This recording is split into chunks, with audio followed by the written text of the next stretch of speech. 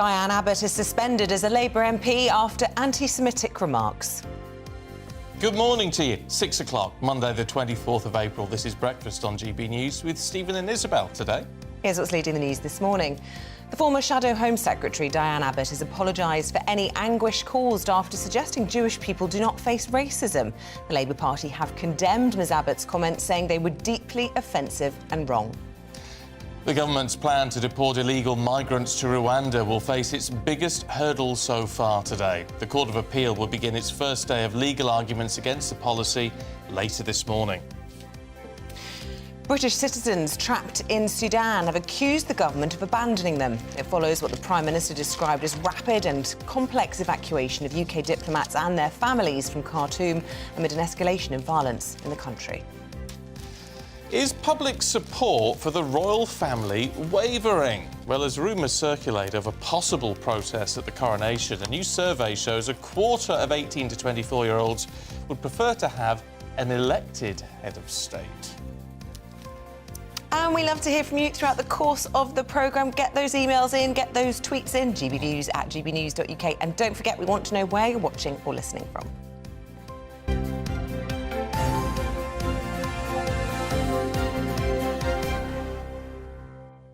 Got to ask. Yes. Emergency alert yesterday. Didn't happen. I was sat at Did a you not get birthday it? lunch, a room of 30 people, everyone's phones were going off and the journalist here was going, "Where's my call?" I felt quite personal. You just didn't get it? I'm on 3 network, when apparently lots of people on 3 didn't get it. And I believe 10 million across the country didn't get a buzzer. Did you? Well, mine went... I was saying on the show yesterday, I'm going to get woken up this afternoon. And you did. And I was using it as an alarm to get up at 3 o'clock, and it did go off, and I slept through it. Goodness me. Slept through the whole thing. And the phone was on. I made sure the phone was actually on, everything was there. So I woke up to it still on the screen. So you didn't actually hear... Didn't hear it. I can tell you it was a cacophony in that room with all those people's phones going off. It was really loud. It was sort of like a fire alarm. Let us know your experiences. Did you get the buzz? Did you not? And what did you think of it? And we'll be talking about that throughout the course of the day. But our top story this morning, Diane Abbott has been suspended as a Labour MP pending an investigation after she claimed Jewish people aren't subject to racism.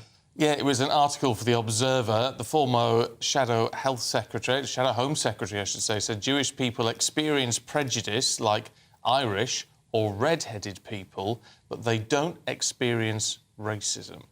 Well, joining us this morning is the political commentator and former advisor to Tony Blair, John McTernan. Good morning to you, John. I suppose the 2 really key points in all of this is that she has retracted her comments and the party has moved very swiftly to take action. But does that deal with the matter, or are there still big questions to be asked? Look, I think it deals with the matter in terms of the Labour Party because Diane's now subject to a disciplinary process. She has completely repudiated the remarks, distanced herself from them, disowned them. I think that was good and important of her to do that. You can't dissociate yourself from remarks that you've just made. Well, she wrote something which was like it was crass, it was offensive, it was wrong, and she admitted that. She admitted it really quickly. It would have been far worse had yesterday Diane all day and her supporters gone, "Oh, look, this has been misunderstood, this is taken out of context," all those weasel words that politicians use. She's admitted to a mistake and apologised for it. And actually, I think we'd have a better politics if, when people make mistakes, they were able just to apologise and that people had accepted that. I think there's a lot of bad faith in people trying to second-guess what she really thinks. She's apologised for it. She has said that there's anti-Irish racism, there's anti-travellers racism, and that racism is felt by Jewish people. We know we have a special word for the racism subject. Jewish people are subject to anti-Semitism. And so I think it's now a process. Look, after the Labour Party disciplinary process is over, she'll probably say something more, I expect, because she needs to say something more. But at the moment, she doesn't want to cause any more upset. She wants to go through the Labour Party. But the trouble is, I suppose, given the history of the Labour Party, and particularly the hard left of the Labour Party, of which she was part, closely allied to Jeremy Corbyn, there will be questions about whether actually what she wrote was really what she thought. And actually she retracted it because she saw very quickly the backlash. You don't write things that you don't think, do you? How can you suddenly have a whole 180-degree change in your opinions? I mean, I think you're right that that's the nub of the argument. Some people think this shows the true face of Diane Abbott. I don't think in her career she's actually said anything like this. So I think this is the thing which stands out. This is the thing which is not like Diane, and she apologised for it quickly. Otherwise, we're trying to question, what does she really think? Well, she said one thing which was offensive. She withdrew it really quickly. She's not fought back about it the way that other Corbynites have fought back, the way that Jeremy Corbyn refused to take responsibility over the EHRC report that said that the party was structurally anti-Semitic. So I think there is a difference. And her entire career is one in which she's been subject to racist abuse and which she's actually fought as an anti-racist. Yes, but what she's effectively saying there is my racism is worse than... my racist abuse is worse than your racist abuse. She retracted... I mean, to compare anti-Semitism to prejudice against redheads... I know, but those are no longer her words. She said those words are wrong. So what does Sir Keir Starmer do in all of this? Because there will be pressure, won't there, to throw her out of the party altogether. And, you know, he's only just welcomed back Luciana Berger, who left the party for many years because she just felt she couldn't be in a party that was anti-Semitic. And, you know, Greg Hands, he's the chair of the Conservative Party, he says this shows Labour haven't really changed since being found institutionally racist. Yeah, well, Greg Hands is wrong, but he's often wrong about things. And look, what to say for Keir Starmer?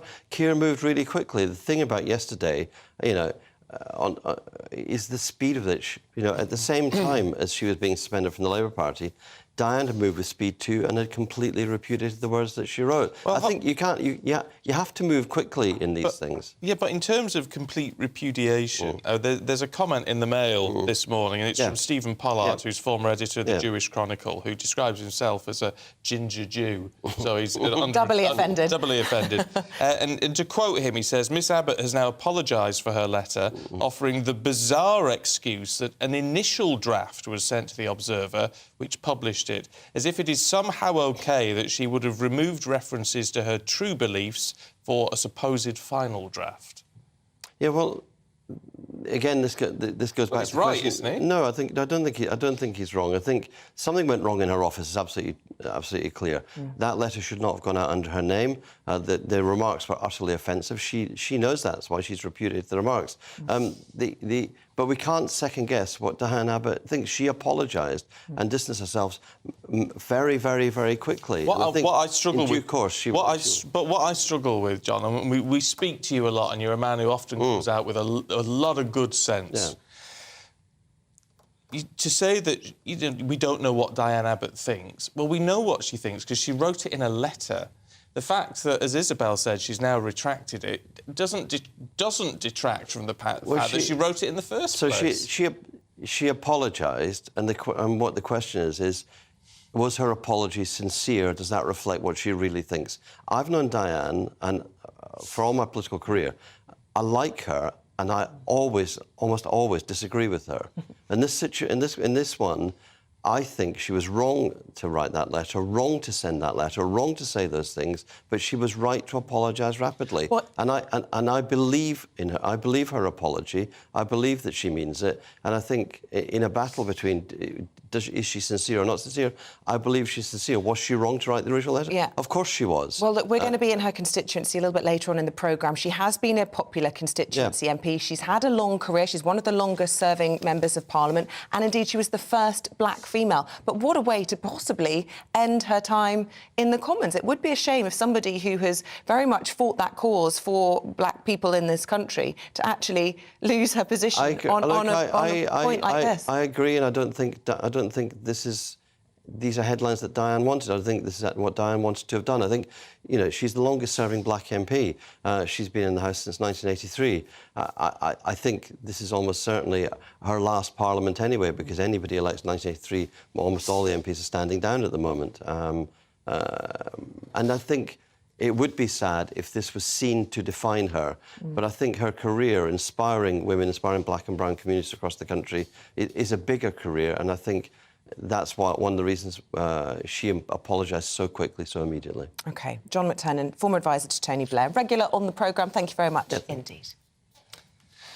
Now, the government's plan to deport illegal migrants to Rwanda faces its biggest test so far as the Court of Appeal prepares to hear legal arguments against the policy. Yes, the plan's the cornerstone of Rishi Sunak's efforts to halt the flow of migrants on small boats across the English Channel. But, as our Home and Security editor Mark White reports, the legal process could end up scuppering the Rwanda policy. The Home Secretary's high-profile visit to Rwanda just last month was proof, if any were needed, of just how vital the UK government views the deal with the African nation in its efforts to halt the small boats crisis. Over 2 days, Suella Braverman was shown housing developments, education and training facilities and other support services, which the Rwandan government says stand ready to host asylum seekers in the months ahead. But of course all this stands or falls on arguments British courts have still to reach a final decision on. Last December, the High Court ruled the Home Office plans to send asylum seekers to the East African country were lawful. This week, it's the turn of the Court of Appeal to listen to the concerns again from asylum seekers and human rights groups who claim the policy is cruel and inhumane.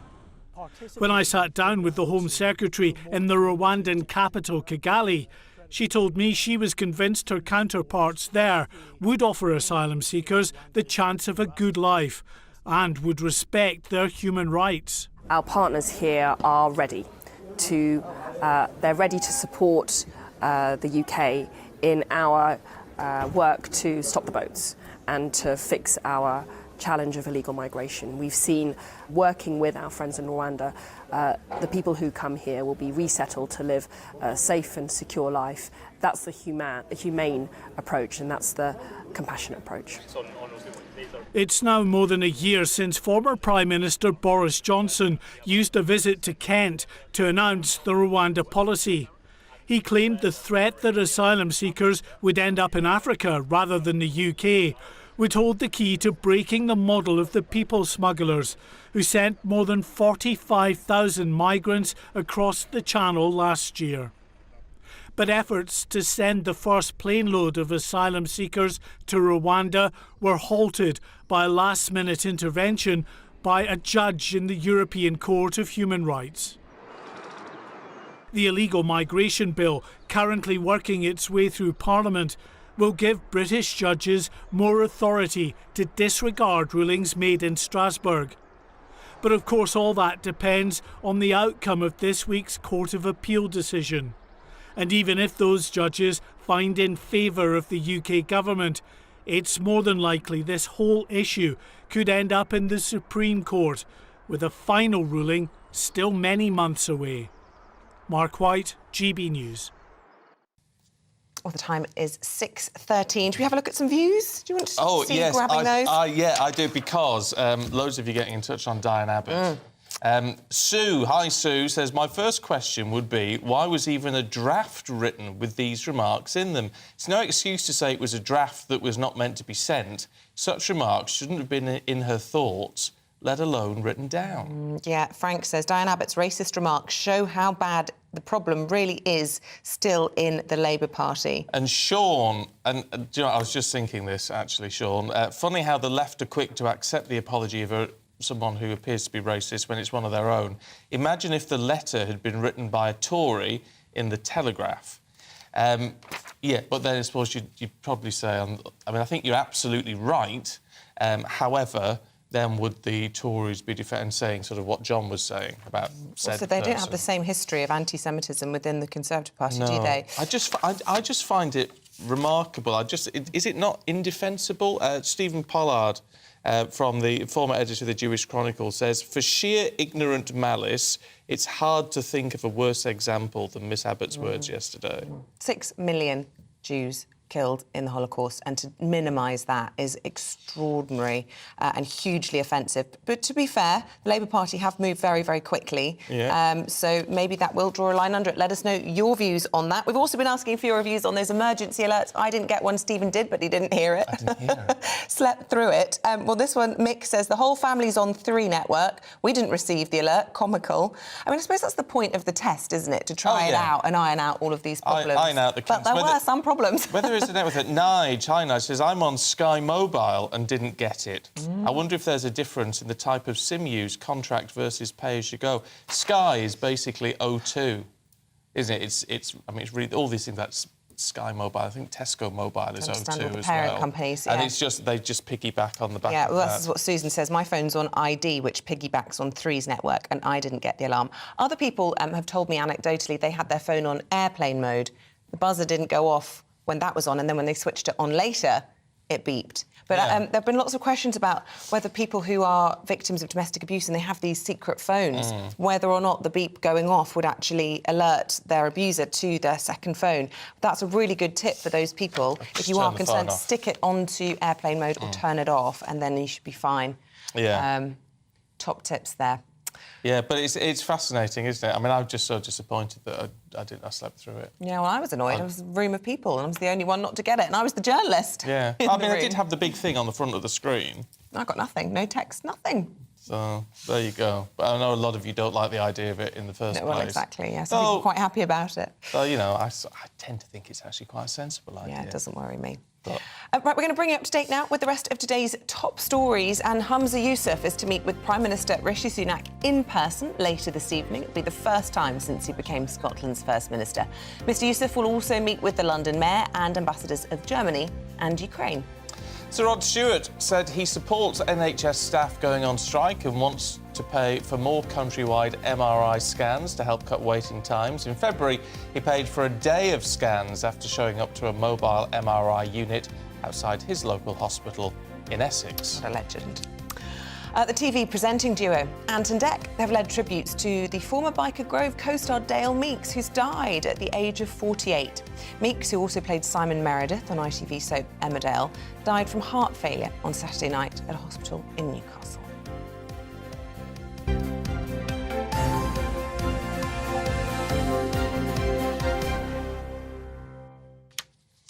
Yeah, do you know what? These showbiz deaths, I mean, I have to say I'm not familiar with that young fella. So young. Very young. Younger than 48, me. yeah. But we just seem to have... It's constant this year. It is. It's really sad. It really gets you down. Every time at the weekend when we have Steph on, it's like another day. I know. Well, we've got Biggins coming up on the papers, and I saw him this morning, and he said, I just can't believe it. Every time I see you, someone else has died. There's a real spate of it at the moment. And as you say, 48, no age at all. No. Really sad. No, it really isn't. Right, should we talk all things royal now? A new YouGov poll shows broad support for keeping the monarchy rather than electing our head of state. Oh, yes, quite right too. But it comes as the royal rift continues between the Duchess of Sussex, that's Meghan to you and me, and King Charles in the wake of leaked anti-monarchist plans to disrupt the coronation. Well, here with all the details is the royal and showbiz reporter Kinsey Schofield. Good morning to you, Kinsey. Look, Meghan's been keen to imply that she's long since moved on from this unconscious bias accusation in the royal family, and that's not why she's not coming to the coronation. But there does certainly seem to have been some kind of correspondence between the pair and perhaps a bit of bad blood. What do you think? That's right. I mean, this was a really interesting story that came out in the Telegraph over the weekend, where the Telegraph said that Meghan would not be attending the coronation, not because of Archie's birthday, but because of letters that were sent years ago between her and King Charles. And she just didn't like the response she received from the king about unconscious bias and about this alleged incident regarding Archie's skin color. But Isabel, the Telegraph updates the article per a legal letter from the Sussex. I think what's the most interesting part about this updated article is what was not updated. Isabel, they did not take out anything regarding Harry and Meghan, or Meghan specifically, feeling second fiddle to the Wales, or being upset that their children weren't going to be considered or participating in coronation festivities. That stayed in the article untouched. So the idea that the Sussexes combed through that article and had updates, but decided to leave that bit alone, I think speaks volumes. What do you think? Yeah, absolutely. Absolutely fascinating little insight. And it's been sort of fascinating over the weekend as well, getting an idea of a few more of the guests that are and aren't coming. Well, I'll tell you what baffles me. Andrew Parker Bowles. I mean, Camilla's ex-husband is going to the coronation. Why? Somewhere Fergie's like broken a pencil. She's probably so mad. No, I think that this is really kind of sweet. I think it shows an evolution. I think it shows a maturity. And we're learning, because of this, we're learning more about their relationship. Apparently, they're still very close. They're very good friends. The king is very good friends with him as well. And, you know, is it a bit strange looking at their history, looking at the fact that he participated in Charles and Diana's wedding? I think it's wild, but the fact that they are all, you know, friends, mature, stay in close contact, I think it says a lot about them. See, I don't know if it's a big deal in the States, but I grew up, well, in my later teens, reading Jilly Cooper. Oh, yeah. And I loved the fact that the papers revealed yesterday that possibly Jilly Cooper based Rupert Campbell Black on Andrew Parker Bowles. He was this kind of cad that was playing the field and a bit of a, what's the word you would say, a bit of a rogue, but still very close to the king, in spite of being the future Queen's ex-husband. I mean, you couldn't write it. It's wonderful. But as you say, it does kind of kill Fergie's excuse for not getting an invite, doesn't it? Yeah. Oh, yeah, I know. I think that if Fergie would have played her cards differently, I don't know if she would be in this situation. But right after the Queen passed, she did a media tour and was talking about the ghost haunting the corgis. And I just don't think that's a positive reflection on the monarchy, on you know, the new sovereign. It's like, you give it a couple of years before you start bringing up ghost stories. You know what I mean? Yeah, no, that's a fair point. There's a lot of concern over here, Kinsey, about potential disruption to at least the procession for the coronation. A lot of eco-protesters, it would seem, prepared to throw rape alarms at the king's horses.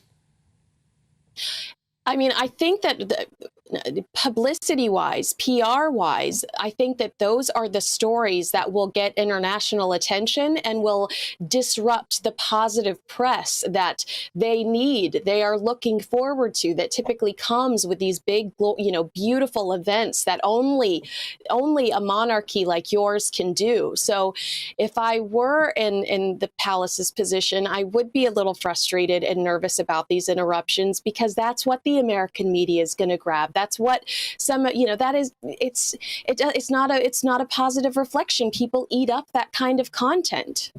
Well, in spite of all the worries about the London Marathon yesterday, that went off without any disruption from protesters. But just last week, Kinsey, a Just Stop Oil representative refused to rule out disruption at the coronation, which seems so unfair, given the eco-credentials of the royal family. You're absolutely right. You know, I was having this discussion with a friend, and I said Charles was so ahead of his time when it came to being an environmentalist and how can we save the planet. People called him crazy. He says he talks to his plants. That's how much he loves the earth. You know, so you have made a really good point. They should elevate this man who's, you know, dedicated his life to leaving the world a better place than he found it, versus trying to disrupt the one moment he's waited for his entire life. Who doesn't talk to their plants? Well, quite. I talk to my plants. It's plant cruelty if you don't talk to your plants. I always say welcome when we plant something in the garden. Make me laugh. I do. I say, oh, welcome to our garden. Oh, you're so funny. I draw the line at welcoming them to the garden. Blooming. Kinsey, good to see you this morning. Thanks you. Thanks very much indeed. Thank you. No, I said, let's Bye. stop the plants. Bye. Yeah, you're quite a keen gardener, aren't you? Yeah. I like to have a go, but I don't spend ages talking to them. But I do love that King Charles does that. And, you know, it wasn't just him, it was his father as well, and indeed the future king, Prince William, Prince of Wales. They're all really mindful and doing their very best to use that platform, aren't they, for the sort of environmental causes. Well, some of the protesters, they just want to protest. They don't care. They just want to protest. Just an opportunity, isn't it? Just want to have a go. And as I was saying yesterday, if you're going to throw things at horses, it's going to look... how are the armed forces there? How are the police on duty? How are all the undercover officers, of which there will be a lot? How are they meant to know it's not a grenade? Yeah. And therefore, what's going to happen to you if you throw something like that? Absolutely. And I think the reaction from the crowd, we've seen it before. You know, people will take matters into their own hands. They'd be so furious to see people disrupting it. So beloved is the royal family. Anyway, fingers crossed we don't have to cross that bridge. Mind you, there's this survey saying a quarter of 18 to 24-year-olds would rather have an elected head of state, a president. Linda says a quarter of 18 to 24-year-olds have zero knowledge and understanding of our history and the importance of a constitutional monarchy. This country is run by the opinion of kidults. It's embarrassing. Dave makes a good point. 25% not agreeing with the royal family means 3/4 do agree with them. Why, with all the things going on in the world, do we give these people airspace? There you go. Yeah, well, Thoughts coming in. I agree with you, Dave, but the problem is I'm also aware that I agree with you because I'm We're not in that bracket, I'm nearly 50. regrettably. And that's it. You do lose patience with the youth when you get older. What do you know? I do feel a bit like that, but it's terrible, isn't it? I don't know if it's a really bad thing or not. I think I'm deluded. I still think I am 24 in my head. Oh, please. I know, it's been a while. Oh. Right, stay with us. We're going to be talking about the situation in Sudan. Lots of British citizens still there saying that they feel abandoned by what's being described as the feeble sort of efforts to get people out of the country. So we'll zone in on that and have all the latest for you in just a moment. This is GB News.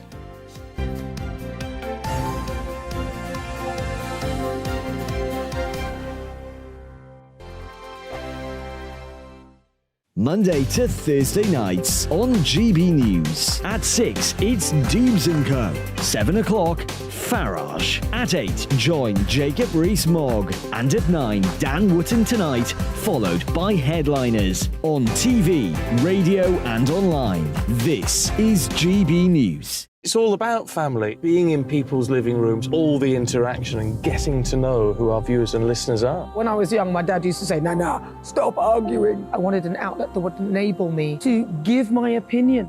People are going through a really hard time right now, and I know that you don't feel like you're being listened to by the establishment. I came to GB News because it's the People's Channel, and I want the audience to have their say on the events of the day. We're dynamic. We do something different. Democracy shows that the wisdom of the nation is in its people.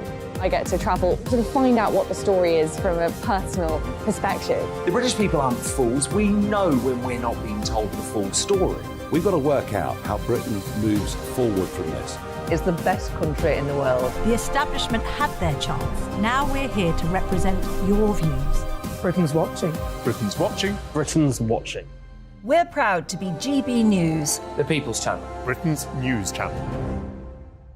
Join me, Patrick Christie's, Monday to Friday, 3 till 6. We tackle the day's news agenda like you've never seen before. It's high tempo, high octane, the most controversial topics, and the best guests. You will not be able to take your eyes and ears off it. I'm not afraid to ask the questions that you really want answered. 3 till 6 p.m, Monday to Friday on GB News, the People's Channel, Britain's news channel. I'm Andrew Doyle. Join me at 7 o'clock every Sunday night for Free Speech Nation, the show where I tackle the week's biggest stories in politics and current affairs with the help of my 2 comedian panellists and a variety of special guests. Free Speech Nation, Sunday nights from 7 on GB News, the People's Channel, Britain's news channel.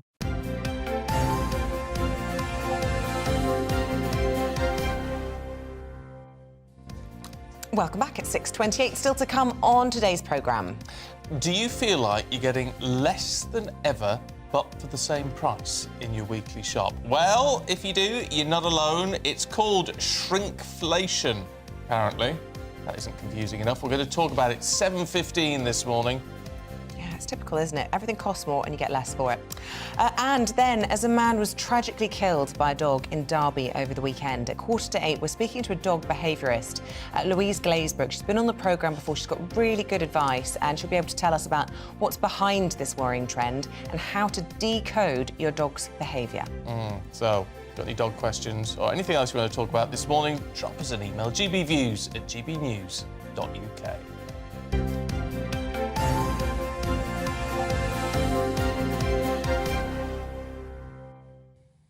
Now, British diplomats and their families have been rescued from ongoing violence in Sudan, the Prime Minister has confirmed. Now, violence broke out across the North African country last week when a breakaway military unit began a coup against government forces. Well, France and the United States have also evacuated their diplomatic corps, but thousands of their citizens, along with British citizens, remain stranded in the country. Well, let's talk to security expert Will Geddes. Will, morning to you. I mean, clearly this sort of operation is a nightmare. I know we've had boots on the ground trying to get this sorted, but how do we assess what's happened so far?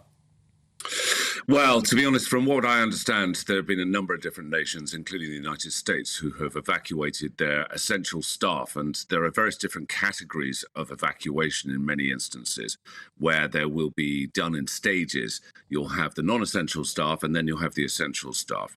But when it gets to the essential staff needing to be extracted, and I've been involved in a few extractions myself, that means it really is at a point where the intelligence has been drawn that really they are at such significant risk, there is no other option but to get them out. And these things are usually, as you say, very complex. They have many different working parts, and you've got to try and get people out as safely as you possibly can without creating bigger problems. One of the big criticisms in all of this is that, you know, you often, certainly when you look back to Kabul, the ambassador there really did not want to leave until everybody was safely, or as late as possible anyway, out of the country. And I suppose people are saying, why should the diplomats be taken before the citizens have been safely protected? Their role is there. But the defence, I suppose, from the government's point of view, is they simply weren't able to do their job because the embassy and indeed the members of their families were under threat. So the key was get them safe, and then they can work on trying to identify and extricate any British citizens left in the country. Is that a fair assessment, and do you think that is a true story? I think that's a very fair assessment. You know, when you have embassy staff who are on the ground, you've got to bear in mind that they could be used as leverage. They could be held as hostages. And again, that puts significant pressure on the government in many, many different ways. And yes, embassy staff, certainly many embassy staff that I've worked alongside in various hot zones or high-risk environments, will want to try and offer consulate or embassy assistance for as long as they possibly can. But it has to be up until certain points where they could be at risk themselves. They could be used as hostages, as leverage by whichever group is trying to undertake a coup, and ultimately they would not serve any greater purpose, really, for trying to get other British nationals out of the country. But the key thing is that there has been a telephone number provided by the Foreign Office for other UK nationals down there to get in touch with, and then they can be provided with assistance and support.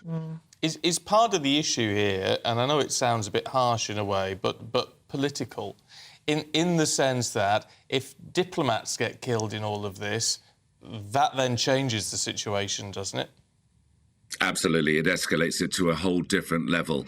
So, you know, it's always a difficult question to raise. And I mean, equally in the same way as the troops or the personnel that are deployed to go down and actually bring those diplomats out of the country, again, they have to deal with the situation and that evacuation or that exfil as carefully as they possibly can without creating, again, a bigger problem as a result of it. But equally, could it not be seen that, you know, particularly from the rebel forces in Sudan, that if you see all of the Western diplomats evacuating out of the country, it's a bit of a green light, really, to escalate and continue with the violence? I mean, there is that criticism as well. Well, yes, there is that criticism, but ultimately, again, a lot of these operations are based on intelligence, and that is intelligence that is fed to, for example, the British government or the US government, or which, and again, many of the governments will also coordinate with each other and say, you know, what are you guys doing? When are you going to be exfilling out of the country? Yes, the groups on the ground may see this as a win on their part, but if that local intelligence on the ground is saying, really, this is going to be heading towards something which is going to be far nastier, then ultimately they have very little choice. They have to make that difficult call. It's a bit of a mixed picture when you look at all the different countries involved in this. I mean, obviously, we're telling nationals to, you know, to lay low and then try to get out. Canada isn't. I mean, that's which is. I mean, it's interesting to see the different approaches. Yeah, well, Canada has a very different, sort of perspective on, certainly in terms of profile overseas in many countries around the world, and they're seen far more as neutral and not really as leverage issues.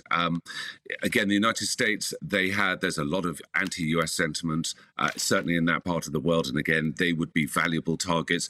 Likewise for the Brits, I know that certainly some of the Scandinavian countries opportuned to buy lifts by the French Air Force, who assisted them getting their personnel out of the country.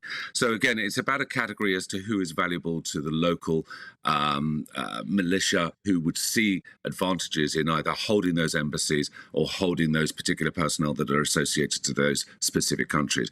As you said, Stephen, right at the very beginning, this is very complex. It's got many, many different influences and issues on it. Goodness me, we should pay tribute to all of those British personnel and military and special forces that got involved in a highly risky operation in the cover of darkness on what would have been Saturday night now. Yes, so we pay tribute to them. Will, it's always good to get your take. Thank you very much indeed. I was just reading in the paper in the Express this morning, Stephen, about Roseanne, who's a British citizen and trapped in the country, saying she hid under her bed for 6 hours. They were being shelled and people's homes are being ransacked. Absolutely terrifying situation, and we'll be keeping a close eye on all of the developments. Is Will Geddes gone now? Is he still there? Oh, he's just gone. I was going to ask him if he got the emergency alert. Oh, good point. We'll find out. Yeah. We'll find out if he did. Know. If you're Welsh and you're a Welsh speaker, apparently you got you had the word Vogel in your message, which confused you because the letter V doesn't exist in the Welsh language, and Vogel's a ski resort in Slovenia. So unless you thought you were being offered a holiday. Oh, gosh. That'd be nice. Right, let us know your alarm stories, your alert stories, and indeed, if you are watching or listening perhaps on the app from Sudan or other parts of Eastern Africa, let us know this morning. We want to hear from British citizens, wherever they may be. But don't go anywhere. We'll be discussing why nurses may now need to wear body cameras in hospitals. What does this mean for vulnerable patients? We'll be discussing this with Christopher Biggins and Anna Mikhailova in just a moment.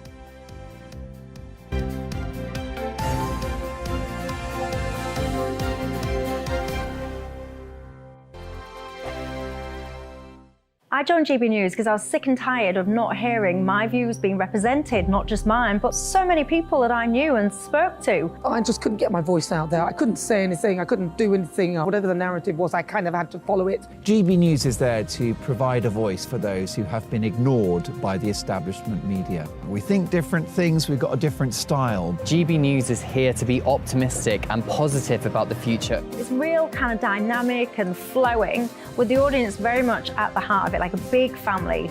Here at GB News, we talk about the things that matter to you. Hearing the voices from right across our towns and cities, especially our towns. All sides of the argument represented with a heavy dose of opinion. We're on a mission here to make a difference. And the GB News family really is here for you, and whatever time of day you can watch or listen. Britain's watching. Britain's watching. We're proud to be GB News, The People's Channel. Britain's news channel. So Dubes & Co, we tackle the issues of the day with real robust debate, both sides of the fence, battling it out with me in the middle with my forthright opinions and views. And often really interesting things happen because you start with a position and then by the end of the debate you find actually, well, I might not have thought about that one. What we need in this country is 2 new political parties. You should maybe think about doing a 2024 calendar. I'm Michelle Dewberry and I'm keeping you company right through until 7 o'clock this evening. GB News, The People's Channel, Britain's watching. Westminster is going around in ever-decreasing circles, followed by the media. Britain is broken. How on earth did we get into this mess? But more importantly, how do we get out of it? Join me at 7 p.m, Mondays to Thursdays on Farage, here on GB News. We will have open, rational debate. We've got to work out how Britain moves forward from this. Join us here on GB News, the People's Channel. Britain is watching.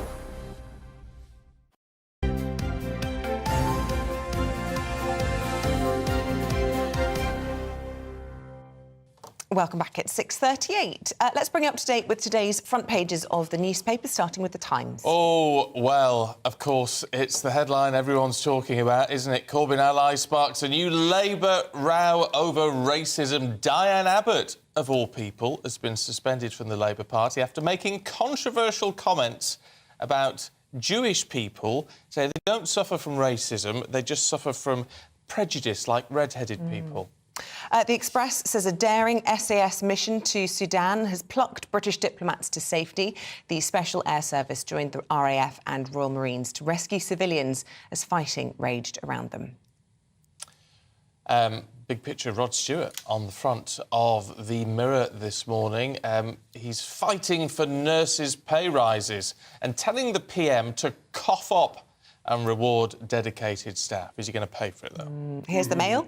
It focuses on its own campaign. They want the government to scrap VAT for tourists to, quote, get Britain booming again. Oh, there's a great picture there as well of... Oh, you missed it. Freddie Windsor. Oh, yes, the most eligible bachelor. He's worth... Oh, no, hang on. No, that's Hugh Grosvenor. No, it's not. It's him. It's how many millions is he worth? Billions. Well, billions. it's... No, billions. He's like the richest young man or whatever. Anyway, he's been snapped up, ladies. No, that's Hugh. No, this is Freddie Windsor. Windsor's already married to Claudia Winkleman. Yeah, Freddie Windsor is married. Yes, you got it wrong. Trust me, he has. I thought it was Freddie... No, it's Hugh... No. Oh, it is Hugh Grosvenor. Yeah. Oh, the Duke of Westminster. There you go. Oh, there you go. I do apologise. I get mixed up with the Toffs. There you go. He's besties anyway, with Hugh, with Freddie. 9.3 billion quid he's worth. Got more land than the king. There you go, and it's worth a lot more. 32. Several billion more. 32. Anyway, he's announced his engagement to Olivia Henson, who looks very pleased with herself in that I'm picture. sure she does. Well, I think that's a mixed blessing myself. But anyway, Yes, we are Duke of joined this morning... Westminster. Oh, actually, let's look at the Star, because they're always a bit naughty, aren't they? They say it's going to be marvellous, the King's coronation. And this is going to spark a burst of 4 heat waves. It's going to spark a burst. Temperatures are set to soar to 26 degrees. Yeah, we'll believe that. Yeah. Do you know why I was thinking of Freddie Windsor? It's because I was watching The Windsors last night. You know, the spoof on the royal family. I was Right. watching that last night. So He's married to Sophie Winkleman, who is Claudia Winkleman's half-sister. But they've been married a long time. Yeah, they've got children and all the rest of it. Yeah. Oh, right. Oh. My heart broke a long time ago for Freddie. Oh, give up. You're a married woman. Let's talk my to time. Actor and all-round entertainer, Christopher Biggins, and the Deputy Political Editor of the Mail on Sunday, Anna Mihalova, who are both here. Good to see you both. Let's kick off with Sudan, Anna, in the Telegraph. Sudan, yeah. So, obviously, things have been rapidly developing overnight. A team of special forces have now rescued diplomats and their families from Sudan, but as the splash in the Telegraph says, there are concerns that civilians have been abandoned. They've actually spoken to people on the ground who are very worried, obviously, at the violence and the rapidly developing situation, and feel like the Foreign Office just isn't there for them in the same way. I mean, what the government has said to them is their advice is to shelter and to contact the Foreign Office to register their location.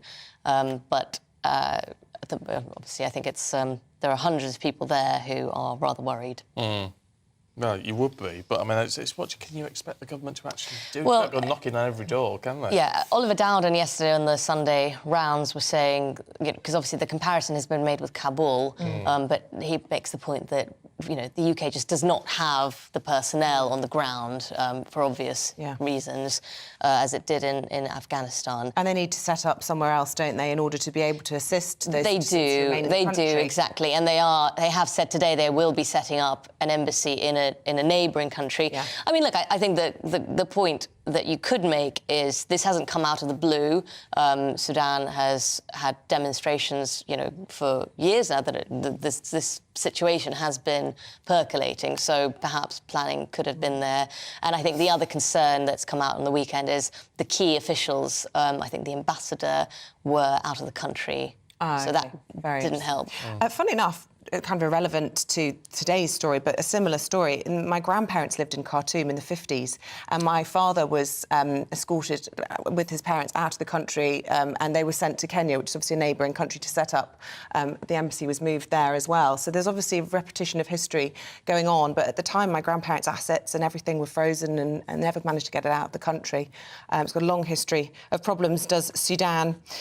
Chris, should we talk about Diane Abbott, speaking of long history of problems in the Labour Party? Why don't we? I mean, you know, I've met Diane. She's a really nice woman, actually. I mean, I find it hard to believe that she actually wrote this piece in the paper, because I think it's so unlike her to write something as strong as this doesn't seem true to me. She does come out with some things, though. She does, but I mean, you know, and it seems to me, though, there's I don't know, trying to get rid of her, you know, from the Labour Party for all sorts of other... She didn't need to write that. She wrote it herself, and you can't say that she's But did she write it herself? Well, she hasn't denied that she wrote it herself. No. Well, it's one of those things, though. If she didn't, I mean, why is she farming out pieces to her staff to write, for example? Well, that is true. That is true. And that is all very politicians wrong. do. Well, that. yes, I mean, but you know, that's no excuse, is it? If you're No. You'd check something, wouldn't you? No. Yeah.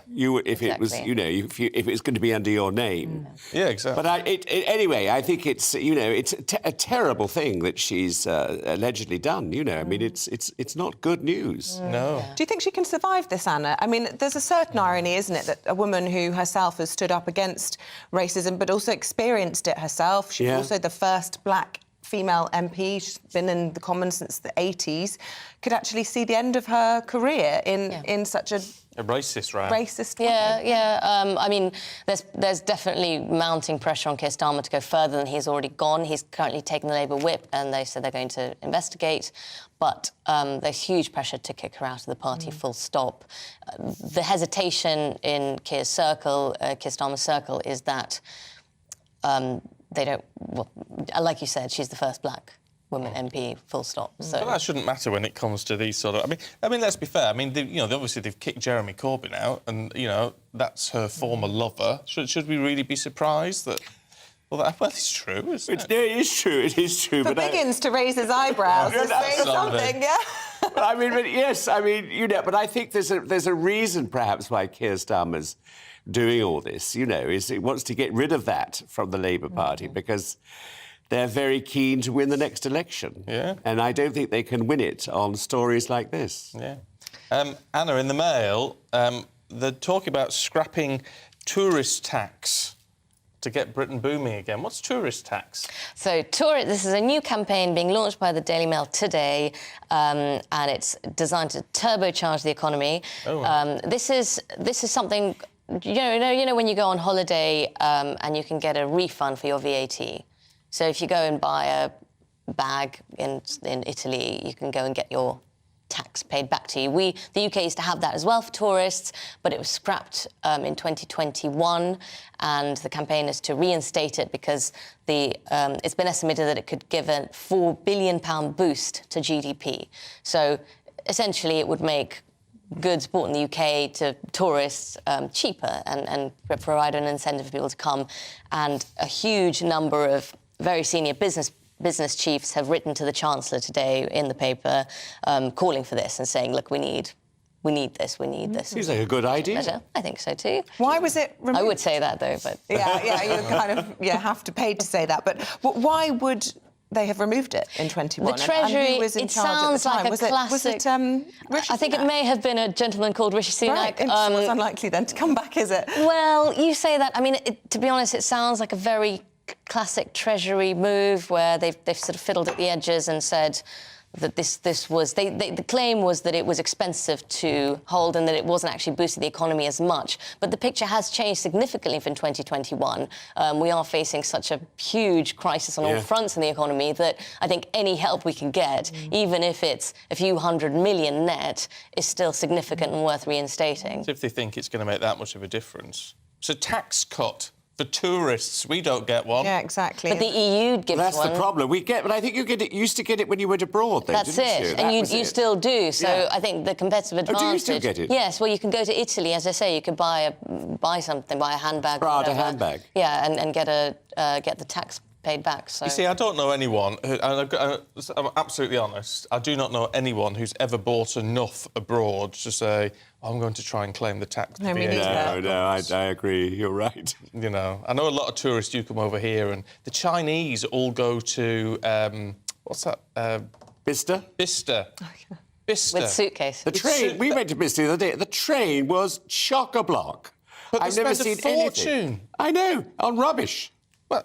I know it's all very expensive at Bicester. even Yeah, if it's not a discounted. discount, But yeah. it's a big mecca for Chinese tourists, apparently. But the very fact that many business experts and leaders have signed it shows they obviously think there is something to be gained from it. Even one if we don't. person, so Kiki McDonough, who owns a jewellery business that's been favoured by the Princess of Wales, she's written in the Mail today saying that she has definitely lost business to Europe because they now have this advantage, but we don't. Oh, well. Interesting. Did your phone ping yesterday, Biggins? I was so excited. I was actually on the loo when it happened. And I got really... because I heard it going off in the kitchen. So I quickly did my business and went in to see what was happening. Too much information. It was a smoke alarm. 6:49. But the interesting thing is, of course, they say, this is in the, what paper is this? The Telegraph, that it was a farce because about 10 million phones didn't go off. I didn't get one. Did you get one, Anna? I actually turned it off. You turned your phone off deliberately? No, you know you can do the notification. Did you? I did. Oh, you see, I don't agree with that. But then suddenly... don't you think it's typical of Britain? I hate to say it. I'm not trying to... But, you know, we're moaning because 10 million phones didn't get it, but half the country's been moaning because they were getting it in the first place. You can't win, can you? I think it's a very good idea, I have to say. I mean, with you know, the things like Sudan happening now, the whole world is changing. And you never know what's going to happen, you know.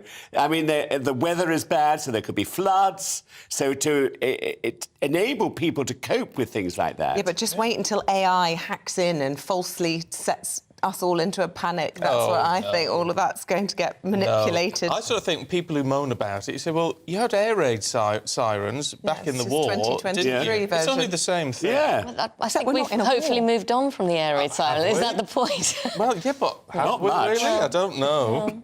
I don't know. We thought we'd moved away from ground war, then Russia got stuck in. Exactly. I don't know. Anna, can we talk about this story? The front of the Telegraph. Nurses are to be given body-worn cameras in an effort to curb hospital sex assaults. And there are two elements to this that shock me. One, the number of sex assaults that nurses are being subjected to. And two, the fact that patient dignity isn't a consideration in all of this. Because from a patient's point of view, I only think of when I've been in hospital giving birth. I wouldn't want nurses with body-worn cameras during that. Well, you say that, but paramedics, for example, already have them. I think the proposal is to give the same sort of measures that paramedics have. I mean, I see what you mean. I agree to an extent, but I also think I was also really shocked by the figure. So it's 6,500 reports of rape and sexual assault in hospital settings since 2019. Oh, that is horrifying. It's extraordinary. And, yeah, if anything they can do to... I would just think, would it not be better to try and make society safer rather than make people walk... We'll all be walking around with cameras before long if that's the way the world's going. We are now. I just really object. When you're at your lowest ebb and you're in hospital and you're perhaps in pyjamas or, you know, I don't know, having really undignified, whether it help going to the loo, whatever it is, do you really want a nurse with a body-worn camera? Where is that footage going? I really personally think this is a very thin line between protection and an invasion of your privacy. When you had your last baby, you WhatsApped me pictures from the delivery room. Did I? Yeah. And what was happening? Oh, it was a caesarean section. It was wonderful. Oh, have you got them still? Yes, I will have them somewhere. Yes. Ooh, it was all fine. All things I didn't intend to see. You did not. What nonsense! Did you see Malpractice last night? No. It's very good. I loved it. It's a new drama about A&E and nurses and things. It was very good. Oh, like a good recommendation. Yeah, no, I recommend it. Right, we've got to leave it there, I think. Christopher, Anna, thank you very much indeed. I know you can come back though. Oh, can we come back? Oh, it's all right. Don't worry. Two more. Right, the time is coming up to 10 to 7 at 6:52. Let's bring you up to date with today's top stories. Ministers held another emergency meeting last night on Sudan as trapped Brits have called for the UK government to come to their aid. Comes just hours after the Foreign Secretary was questioned as to why diplomats were being prioritised over other Sudan-based UK citizens following an evacuation mission to help embassy staff. The next stage of a legal battle over the Rwanda deal will begin today, with the Court of Appeal set to reconsider if it's safe to send asylum seekers to the country. Suella Braverman has widened the scope of the agreement since it was ruled lawful by the High Court in December, which a group of people from countries including Iran, Iraq and Syria are aiming to overturn. And the King's coronation is the second quickest to be staged in more than 200 years, just 8 months between the accession and the crowning. Only his grandfather had a faster route to the coronation, with his ceremony held 5 months after he became monarch. At 74, Charles is the oldest British monarch at a coronation.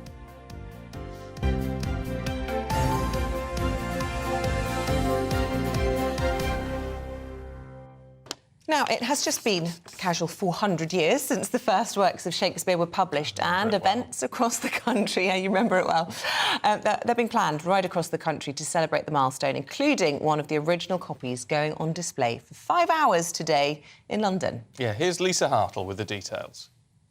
Out, out, brief candle.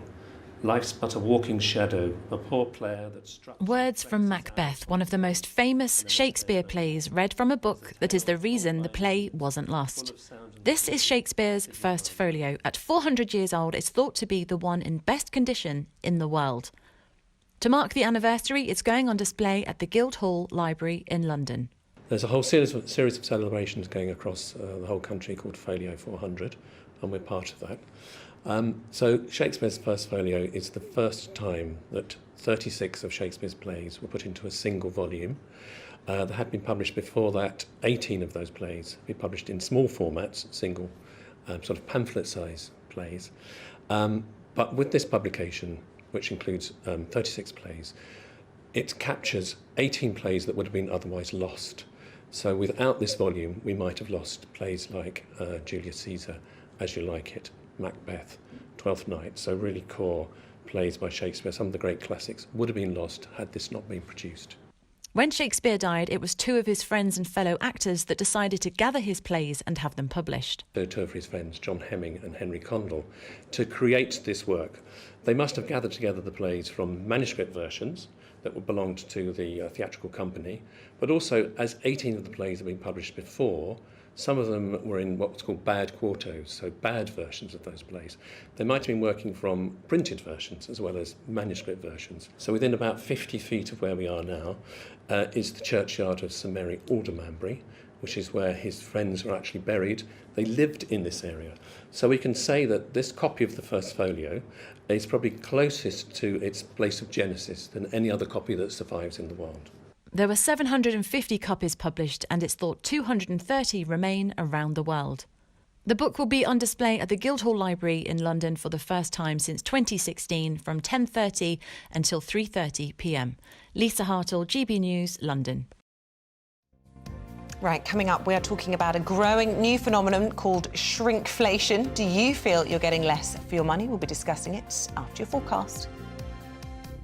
Hello there, very good morning to you. I'm Jonathan Vaughtry here with your latest weather update from the Met Office. It's going to be a rather cold day for all of us, with temperatures well below where they should be for the time of year, all due to northerly winds that are feeding in this Arctic air down from the poles, and it's going to be spreading south across the UK and staying with us through the next few days. So we'll see snow over the higher ground of Scotland, even to some lower levels as well. A wintry mixture for some of the showers that are pushed into northeast England as well. Longer spells of rain for Wales into central southern areas of England. These could be heavy at times, perhaps with the odd rumble of thunder in the mixture as well, and generally quite cloudy across the southern half of the UK, but some sunnier spells in between those showers in the north. As I said, though, feeling cold for all of us, particularly if you are stuck underneath the cloud here or exposed to the wind across eastern coastlines, which will be quite blustery throughout the whole day. Into Monday evening, this rain will continue to push its way southwards, so it will be quite damp end to the day for southeast England, but clearing its way off and widespread clear skies developing behind that, and that is going to allow those temperatures to really drop off tonight. Much more of a widespread frost developing, so if you do have any tender plants outside, it could be worth bringing them inside. Quite a cold start to Tuesday morning, but there'll also be a good amount of sunshine because of those clear skies. The cloud will bubble up a bit more into the afternoon, and there's still some showers to contend with across the far north of Scotland. Again, still wintry, but the winds will also be easing down here throughout the day, and generally it should feel like a much more pleasant day compared to Monday, even if temperatures are still below where they should be for the time of year, highs of 12 degrees across the far south of England. Still some sunshine as we head into the evening, but the cloud and outbreaks of rain will return as we head towards the middle part of the week. But that could allow our temperatures just to climb up ever so slightly as well. Otherwise, enjoy the rest of your day. Bye-bye.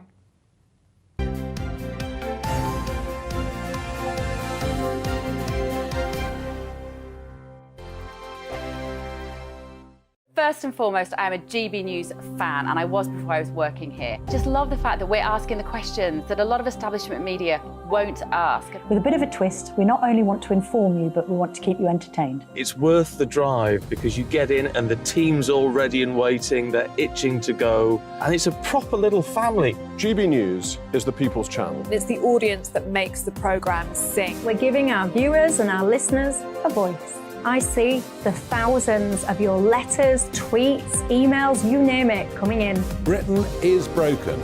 How on earth did we get into this mess? But more importantly, how do we get out of it? The establishment had their chance. Now we're here to represent you. It's time for something different. It's time for GB News. I'm very patriotic. I believe in Britain. Our best days lie ahead. Britain's watching. Britain's watching. Join us here on GB News. The people's channel. Britain's news channel. Monday to Thursday, 9 p.m. till 11 p.m. Join me, Dan Wootton. I'll bring you the sharpest takes and hottest debates. Do you not believe in prison? I don't believe in prisons. I'm completely Right. stunned. I guarantee you there'll be no spin, no bias, no censorship. I actually was personally quite offended by it.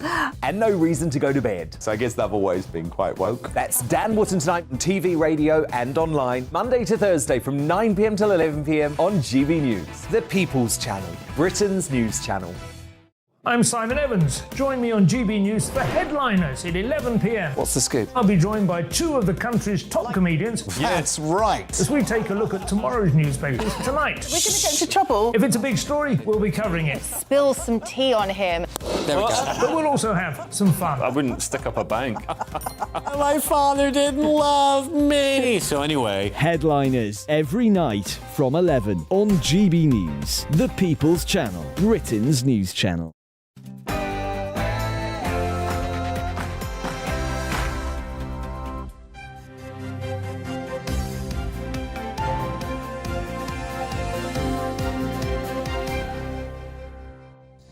Diane Abbott is suspended as a Labour MP after anti-Semitic remarks.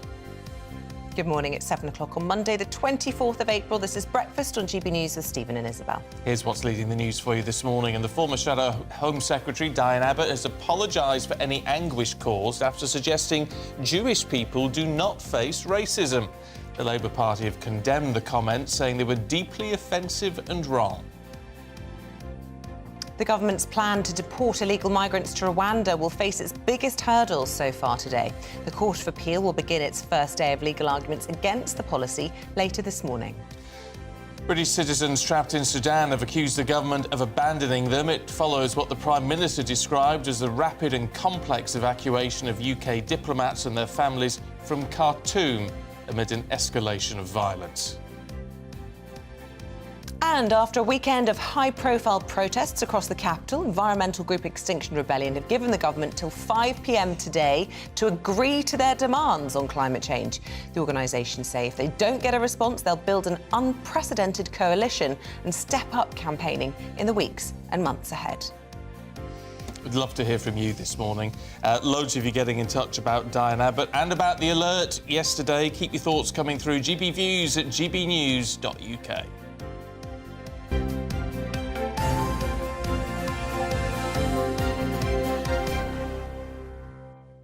And I've been slandered this morning by Ms. Webster. Have I? Yeah, you said, yeah. About tea? About tea. She said you don't drink builder's tea. Well, we always drink a little bit of a herbal, but I forgot you do start the day with the builders. Start the day with the builders. I thought you were fraudulently claiming to be a builder's tea lover, but I remember now. Tea this morning has literally been shown the milk bottle. Yeah, it's not enough. There you go. But I do have to have a herbal one a little bit later on. You've got me hooked on those raspberry leaves. Berry. Raspberry leaves teas. Love them. So there you go. Loads of you getting in touch on the alert. Pam switched our emergency alerts off. What are they going to alert us to anyway? Could be anything like a major fire in your area or a missing child Floods. or something like that. If it's nuclear, then I'd rather not know. What about terror attacks? Would you not want to know if there was a terrorist in your neighbourhood?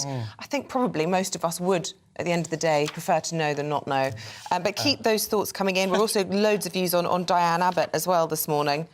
Roger saying Diane Abbott is anti-Semitic. She dislikes Israeli and Jewish people in general. Of course, she has retracted those comments very quickly, and we should point that out. But she did write that email in the first place, that replied in The Observer, and we'll be getting into that in just a moment. Well, yes, because, I mean, as a result of what she said, that, you know, anti-Semitism isn't racism, it's sort of prejudice like ginger people face.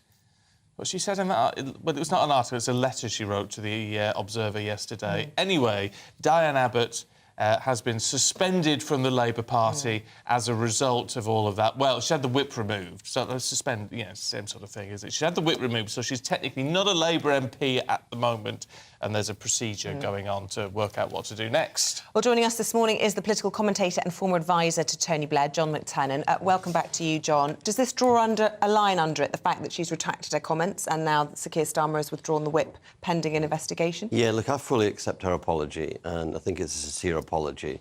I think there will be a need for more words after the Labour Party investigation has gone through. I think the Labour Party acted quickly. So for the Labour Party and for Diane, this is now an internal disciplinary process. And I think that should be enough for people until the Labour Party have finished their process. You wouldn't be saying that, John, and Diane Abbott wouldn't be saying that if it was a Tory MP who'd written a piece saying something similar. You know, I think if Dominic Raab had apologised that his behaviour was misunderstood the first time a senior civil servant raised it with him, he would still be Deputy Prime Minister. I think we should have a role in our politics for politicians to be able to go, look, that was a mistake, a terrible mistake, an egregious mistake, one that I should never have made. I apologise for it. And we'd have a better world if we got less outrage and more forgiveness. I do agree with that, but I think context in this case is absolutely key. Not only has the Labour Party been in special measures for being institutionally racist, but they have had a leader who was refused to retract anti-Semitic comments and has really fought hard to try and shake off the label of being anti-Semitic. This takes the party right back into that maelstrom, if you like, and it's hugely problematic for Sir Keir Starmer, and he'll be under a lot of pressure to get rid of her. To be fair to Jeremy, he refused to fully accept the recommendations of the HRC report and all the findings of it and all the conclusions of it. I don't think Jeremy ever made any anti-Semitic remarks. Jeremy had a culture in the Labour Party that brought in people from the far left with very strange views. Diane's been a Labour MP since 1983, the longest-serving black MP, the longest one, the first black woman MP. And look, I don't think you can compare what she said and wrote and has distanced herself from and repudiated. What she said and wrote in that letter yesterday is completely unlike anything she's ever said in her career before. I think that was the anomaly. I think it was wrong of her to say it, offensive of her to say it. And yes, Keir will come under a lot of pressure to push her out of the Labour Party. Well, I think that'd be a sad end to a really important career and for a really important figure. And I hope that the Labour Party and her are going to come to some understanding. Yeah, but she'll be able to say something about this afterwards. Let's be honest, though, she's been seen as a liability by the party for a while, hasn't she? Well, no, they don't like her to do live interviews. I like and respect Diane. I disagree with her politics. Her politics are at odds with Keir Starmer's and the leadership's. We are a big party. We have different left and right views. I wouldn't put Diane up to be the Labour Party spokesperson because hers are not the politics of the leadership. Well, also and so that's a good reason not to have her also on. Because in the past she's unravelled during live interviews, and you say this comment was unlike anything she's ever said before. She has come out with quite random, strange things, and she had to blame stuff on her medication once before when she had quite an extraordinary and excruciating broadcast interview, which you'll remember. But the problem with this is people say she might have retracted her comments, but she wrote them in the first place. So perhaps she's taken them back because she's been criticised for them, but actually is that an indicator of what she really thinks? And that's what will really trouble people. Yeah, no. I think that's at the heart of the debate now about Diane. does she really believe those things that she said first, or does she really believe the apology? I believe that she sincerely believes the apology, that she believes she should not have let those words go out in her name. And I believe that partly because I know her and partly because you look at her record over decades. Well, it stands out from everything. Yeah, apart from the fact, what undermines that argument, John, is that this isn't an article, sure, it was a letter. It's a letter, yeah. It's a letter that she wrote in response to an article by Tomiwa Owolade, who said in their piece, Irish, Jewish and traveller people all suffer from racism. Now, if she didn't have some belief in what she put in that letter, she wouldn't have responded to she wouldn't have sent it in the first place. It was an appalling, crass, offensive letter, and she clearly, on reflection, repudiates the words. And so, like, in the end of it, it goes back to the point I said, can we forgive politicians, or do we have to just condemn people and be outraged all the time? But it's not just about repudiating the words, is it? It's about the whole... It's the sentiment. Because why would you even say, whether she wrote it herself or got a staffer to do it, why would you say, we need to write to the Observer about that article? If it's under your name, you have to take responsibility for it, and I think she has, and I think that's a good thing. Many people in many walks of life get things first drafts, but they go out in their name, they're their responsibility. Oh look, she clearly felt some anger at that article, and she now, looking back on it with a cooler head, thinks she shouldn't have had an angry response. And there must have been something in the article as a whole that annoyed her. And I think part of it will be the personal experience of anti-black racism that she's had through her, and the misogyny as well, and the death threats. And nobody gets to see all of the stuff that's sent to Diane on social media. Not even the police do. But that must wear you down over decades. Well, of course, but anyone that's spent a career fighting racism shouldn't then see their career ended for effectively minimising someone else's. It's a cruel irony. But I just want to end on this point. You know, you used to advise Tony Blair. What would you advise Sir Keir Starmer to do in this, very briefly? Act swiftly, he did. Act with compassion, because Diane's a great take her back. Take her back. Okay. But a chastened one, and maybe have some... she needs to maybe do some anti-racist training, like do the Jewish labour movement's anti-Semitic training. Like, she does need to confront the problem in herself that made her let this go out in her name, publish it in her name. But she shouldn't have a great career of decades thrown away by this one egregious error. Can I just because it just intrigues me. Yeah, the implication from you there is that she probably didn't write it. She probably didn't write it herself. A staff member did it. But it goes out in her name, so she takes responsibility. Do you think the person who wrote it is getting sacked? I know nothing about the background to this. I just know that all politicians have to take full responsibility for anything that goes out in their name. Yeah, but there'd be a tremendous amount of irony, isn't there, if people are sort of backing Diane Abbott and she sacks the person who wrote it? But you need forgiveness throughout the entire system. Diane, the words went out in Diane's name, and Diane has taken responsibility, apologised for them, dissociated herself from the words, and apologised effusively for it. Look, and I think that's the right thing, not to blame. There are politicians who don't apologise, and there are politicians who blame everybody else apart from themselves. Diane has apologised and taken the responsibility on herself, and that is right. John McTernan, with your views, thank you very much indeed. Let us know your views at home. I'm sure we have a whole range of them this morning, and I'm sure a lot of you will disagree with what John was saying there, that she should be allowed back into the party. What do you think? Yeah, if you think she should, we'd love to hear from you as well. And Nicola says, what an embarrassment for Diane Abbott. She represents Hackney, which is the oldest Jewish constituency. Is that right, John? Is it the oldest Jewish constituency? There are very old Jewish communities in Hackney, right. But there's also very old Jewish communities in Tower Hamlets, where the Jewish communities ended up in East London. I believe she's popular with the Jewish community in her constituency. They say that she's done a great deal for. And I mean, all across North East and South East London, there are old synagogues to reflect where the community was. So yeah, look, it's a historic community, and Diane, as any MP, has to account for her own behaviour and account to her own constituency for that behaviour. OK, thank you, John. Thanks. Now, the government's plan to deport illegal migrants to Rwanda faces its biggest test so far as the Court of Appeal prepares to hear legal arguments against the policy. The plan is the cornerstone of Rishi Sunak's efforts to halt the flow of migrants on small boats across the English Channel. But, as our Home and Security editor Mark White reports, legal process could scupper the Rwanda policy. The Home Secretary's high-profile visit to Rwanda just last month was proof, if any were needed, of just how vital the UK government views the deal with the African nation in its efforts to halt the small boats crisis. Over 2 days, Suella Braverman was shown housing developments, education and training facilities and other support services, which the Rwandan government says stand ready to host asylum seekers in the months ahead. But of course all this stands or falls on arguments British courts have still to reach a final decision on. Last December, the High Court ruled the Home Office plans to send asylum seekers to the East African country were lawful. This week, it's the turn of the Court of Appeal to listen to the concerns again from asylum seekers and human rights groups who claim the policy is cruel and inhumane.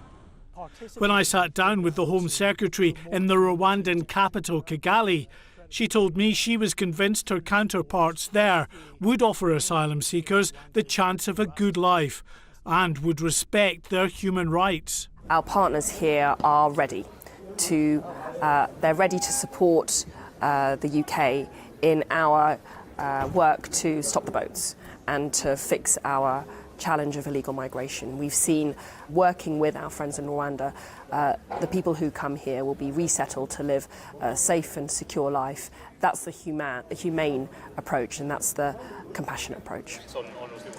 It's now more than a year since former Prime Minister Boris Johnson used a visit to Kent to announce the Rwanda policy. He claimed the threat that asylum seekers would end up in Africa rather than the UK would hold the key to breaking the model of the people smugglers who sent more than 45,000 migrants across the Channel last year. But efforts to send the first plane load of asylum seekers to Rwanda were halted by a last-minute intervention by a judge in the European Court of Human Rights. The illegal migration bill, currently working its way through Parliament, will give British judges more authority to disregard rulings made in Strasbourg. But of course all that depends on the outcome of this week's Court of Appeal decision.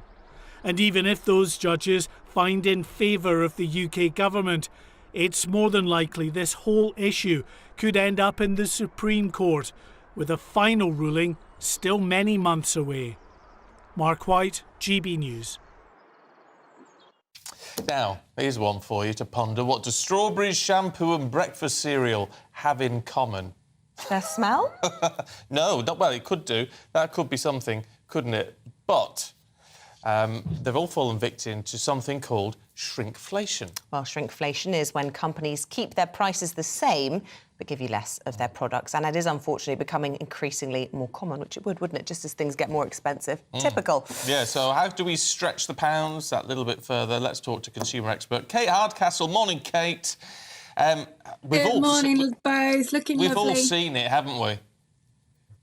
It's true. It's very much across all of the supermarkets products you're probably looking at. But I think my big warning this morning is don't just think that it's on food. It is on things like beer, shampoo, cleaning products. So you have to be really vigilant to make sure you're not going to fall foul to this. And I'll tell you what as well, Stephen and Isabel, it's happening both ways in that products are actually getting smaller and the prices are going up.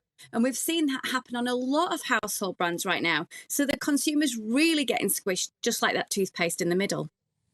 Now, you're always across all the deals and all the workarounds, and this YouGov poll shows that nearly 3/4 of people are really worried about shrinkflation. Is there anywhere you can go to get your money to go further?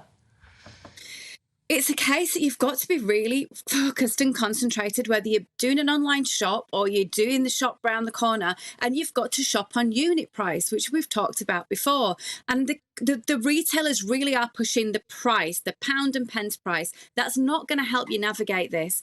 It's a good idea to go around, and if you buy products regularly, find out how much they normally cost you, find out the unit price of them, the unit size of them. Is your toothpaste X amount of millilitres? Therefore, when you go in and you've got a good idea, write that on your shopping list too, and you've just basically got to navigate your way around. Of course, there are many calls for retailers to do the right thing. The thing that's going to help here are retailers helping consumers at the point of purchase to feel that they're in some control, that they understand that these things are happening. But is it in the retailer's interest to do that? Probably not, and definitely not the manufacturers. So be vigilant, buy on unit price, understand what you normally buy, be prepared to switch to a retailer owned brand if you get a better deal, if you need to use those loyalty deals as well. But as well, I would recommend writing to those manufacturers. It is really important that you highlight that you're unimpressed with this. It doesn't feel good for you, and explain how your feelings have changed towards the brand. It might not help us right here, right now, but it's certainly going to make those manufacturers consider the next time they do it. No, well, it might do, but they're not going to feel anything as much as a hit in the pocket, are they, Kate? I mean, it's that thing, isn't it, about, as you mentioned there, changing our brand loyalty. We've got to be prepared not to just go and pick up the Colgate or whatever, because that was one of the examples we just saw, and actually change brand, because then they'll notice. We have seen definitely big manufacturers over the past year feel the pressure of that consumer budgeting. We know that people have bought less of certain brands, but obviously if their prices are going up, there's a good chance they're profiting from it. And this is where greedflation comes in, because we've got the conversation about shrinkflation, which is the idea of products getting smaller and also experiencing that product prices have gone up. But greedflation is the accusation that things like milk, which we've seen a huge increase in, about 39% in a lot of cases, has just gone up and up and up and up, and is therefore making sure that the retailers and the manufacturers the suppliers do get good profits on it. I think it's still really important, if you've got the time, to wave the flag and say, look, we are consumers, we want change, we're not prepared to accept this, and if you're going to make these changes, we want transparency. We need transparency on everything, better sustainability and packaging, and better information about what exactly we're getting in our houses. Yeah, and the government has a role in this as well. I mean, you can guarantee dairy farmers aren't getting more money than ever, can't you? Even though milk's, as you say, gone up such a significant chunk. And it was being described, I think Andrew Pearce used the phrase that some of the supermarkets are acting like cartels at the moment, profiteering, making huge profits, but actually producing less in terms of goods. And as you say, it leaves the consumers in the middle in a really difficult position, because we all have to eat and all the rest of it. So I suppose that more needs to be done from the authorities, I suppose. The pressure on some households at the moment is absolutely unbearable, and trying to deal and manage a budget when everything is constantly going up, including the basics, milk, bread, sugar, etc. It's so difficult. So I understand why we're hearing so much more from the supermarkets about loyalty campaigns, because what they want to do is cheaper to keep you in that. If they can keep a customer rather than have to acquire another one, it costs them much more to acquire a new customer. So they want to try and show you they've got these loyalty deals. But again, it's buyer beware. You've got to make sure that you're getting the best price, not just what's presented as a good yellow sticker in the shop. I think we've got to be more vigilant than ever. We've got to be aware when we're in those supermarkets, and we're going to have to lead the way here. It shouldn't be the case. We should be able to just lean into our supermarkets and feel comfortable and confident that we should get the best deal. Kate, good to see you, as always. Thanks very much indeed. Be a savvy shopper. I know, Do you but know who's what? got time? Well, do you know what I mean? So many people are working extra hard at the moment to try and make ends meet. We haven't got time to go around price-checking everything. We just need responsible sellers. You've got to do it. You absolutely do, but people don't have time. What winds me up is, you know, you see the value deals, extra-large value pack, and they're often more expensive than just buying two smaller packs. Daylight robbery. It's terrible. Rip you off. You know what we should do as a little campaign here is get people to name and shame where they are getting those deals because they're being told it's good value, and it actually isn't. Send us in your examples and we will happily broadcast them for you. Yeah, really interesting story, that, and a bit annoying as well. Very annoying. It's very nearly 7:22. Also for you today, Humza Yousaf will meet the Prime Minister, Rishi Sunak, in person today for the first time since he became the First Minister of Scotland. He'll also meet the Mayor of London and ambassadors of Germany and Ukraine.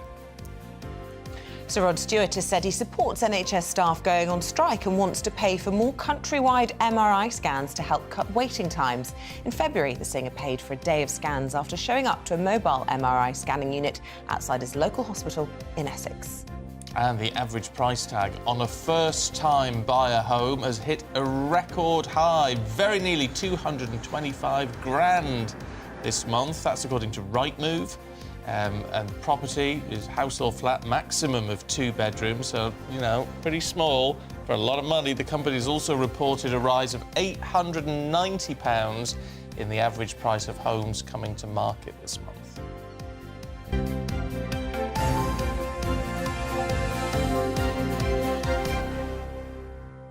Right, lots of focus this morning on Sudan. Lots of British citizens there trapped. We'll be asking former army captain turned chair of the Defence Select Committee, Tobias Elwood, for his thoughts just after this.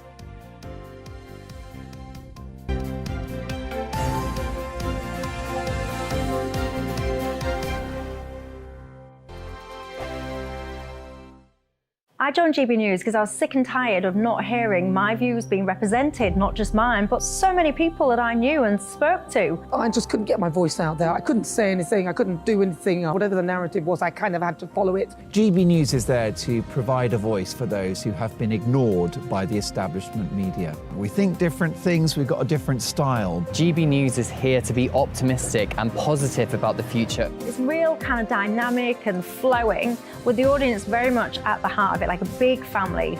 Here at GB News, we talk about the things that matter to you. Hearing the voices from right across our towns and cities, especially our towns. All sides of the argument represented with a heavy dose of opinion.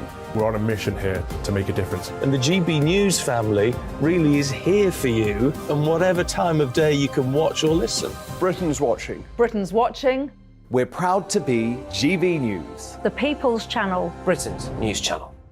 Monday to Thursday, 9 p.m. till 11 p.m. Join me, Dan Wootton. I'll bring you the sharpest takes and hottest debates. Do you not believe in prison? I don't believe in prisons. I'm completely stunned. I guarantee you there'll be no spin, no bias, no censorship. I actually was personally quite offended by it.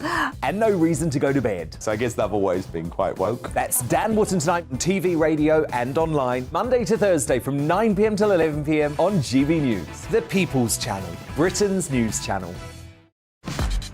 Start the day with GB News. We catch up on all the big stories you didn't hear the night before. And take a look at what the world's talking about this morning. That's right, Monday to Thursdays from 6 o'clock. It's Breakfast with Eamonn and Isabel. Straight after breakfast, join us, Bev Turner and Andrew Pearce. We're going to take you through till noon. We'll be tackling the big topics of the day, including the things that the other channels just won't talk about. If it's happening here. Wake up to mornings on GB News. The People's Channel. Britain's news channel. New to GB News is the Saturday 5. Join us every Saturday from 8 p.m.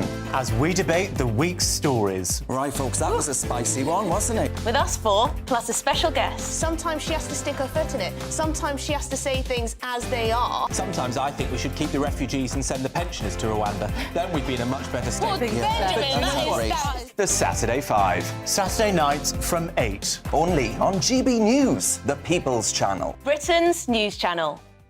Join us every night on GB News at 11 p.m. for Headliners, which is 3 top comedians going through the next day's news stories, which is exactly what you need, because when the establishment has gone crazy, you need some craziness to make sense of it. So join us 11 p.m. every night on GB News, the People's Channel, Britain's news channel.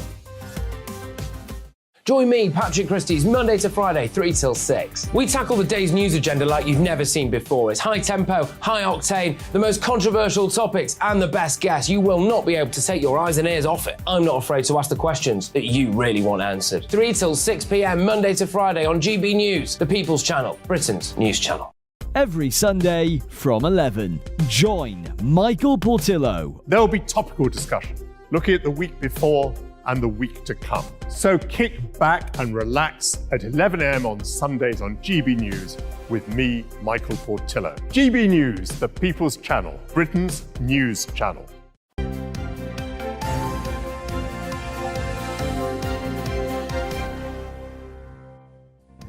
Welcome back at 7:27. Still to come on today's programme. Well, as a man is killed by a dog in Derby, that's happened over this weekend. At 7:45, we'll talk to a dog behaviourist to find out what's causing this worrying trend and how you can really understand your dog's behaviour. Or indeed, crucially, other people's dogs as well. Well, yeah. Plus, we'll be discussing, is modelling the latest industry to be taken over by AI? We'll be speaking to the founder of an AI modelling agency at 8:45. Are we even real? I have no idea anymore. Wow. Not with this much makeup on, I can tell you. This is GB News. Send us your thoughts, anything you want to talk about today. GB Views at gbnews.com. I suppose an AI model's about as attainable as a supermodel for most ordinary women anyway, isn't it? What's the difference for an ordinary woman if the model's a supermodel or an AI? No, not at all. Keep those thoughts coming in.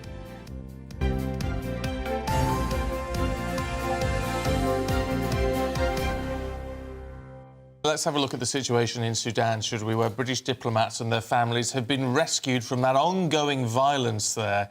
The Prime Minister confirming that actually we've had boots on the ground, military in there, trying to get these people out. Well, there have been problems right across the North African country in the last week due to a breakaway military unit beginning a coup against government forces. France and the United States have also got their diplomatic corps out, but thousands of their citizens, along with Brits, are still there and they're feeling pretty stranded. Well, let's speak now to the chair of the Defence Select Committee, Tobias Elwood. Good morning to you, Tobias. Look, there'll be lots of people in Sudan, British citizens, who will look at the removal of the diplomats as an abandonment of them. They are there to protect them and ensure their safety. And how can they do that if they're not in the country? Yeah, I mean, firstly, well done to the government for getting that operation up and running. It came from the Cobra decision by the Prime Minister involving a lot of Tier 1 UK military assets, 16 Air Assault Brigade, for example, 14 Air Commando and the RAF. But you're absolutely right. We now need to move on to phase 2, which is getting the British nationals out, the passport holders, the expats, all those people that do not feel safe. I reckon that there's at least a couple thousand that need a safe passage out of the country. And I hope that when the statement that we're going to hear today from the Foreign Secretary and possibly Ben Wallace, the Defence Secretary, that we will now get instructions. I have a constituent myself whose mother is stuck there as well. The situation is getting very dangerous indeed. The absence of electricity means it's difficult for communications. The temperature is in the 40s as well. And the street fighting means it's very unsafe everywhere you go. If we don't have a plan put together, a recognition of where and how the expats need to get out, they will start taking things into their own hands, determining that it's too dangerous and try and make their own way to the border. And that, of course, could lead to some very difficult situations. So it is important that we see clarity on how, now that the diplomats are out, how does everybody else get out? And can I just ask, Tobias, I mean, is that the normal order of events? You call it phase 2, getting citizens out, but wouldn't actually the diplomats normally be the last people standing? Is that not how it should be? You raise a very important question, and at the moment, because I don't have all the answers, and this is a very fluid, fast-moving situation and very complex, it would be wrong for me to make judgment, but you're right in what you say. There should be some tandem in the thinking, in the operations as well. If you've mobilized this many military troops and to the others, to East Africa, they should be there deployed also to get our nationals out. I should add that it's not just us, it's Spanish, Italians, the French, Germans, and the United States. Each of them have put their own elite forces together to get their embassies out. So we have a lot of forces that could collectively create some form of protected land corridor or gain an agreement, put pressure on those two warring factions that you mentioned to have a pause, a ceasefire, so we can get the internationals out of the country. Yeah, and as you say, we're expecting a further statement this afternoon, so it'd be good to get some clarity on that. Can I ask you about the Diane Abbott situation? What do you make of that? I mean, I guess this John McTiernan, who you'll know, on this morning, saying, well, look, she's apologised, she's retracted those comments about the Jewish community, so therefore everything's all right, you should forgive and forget.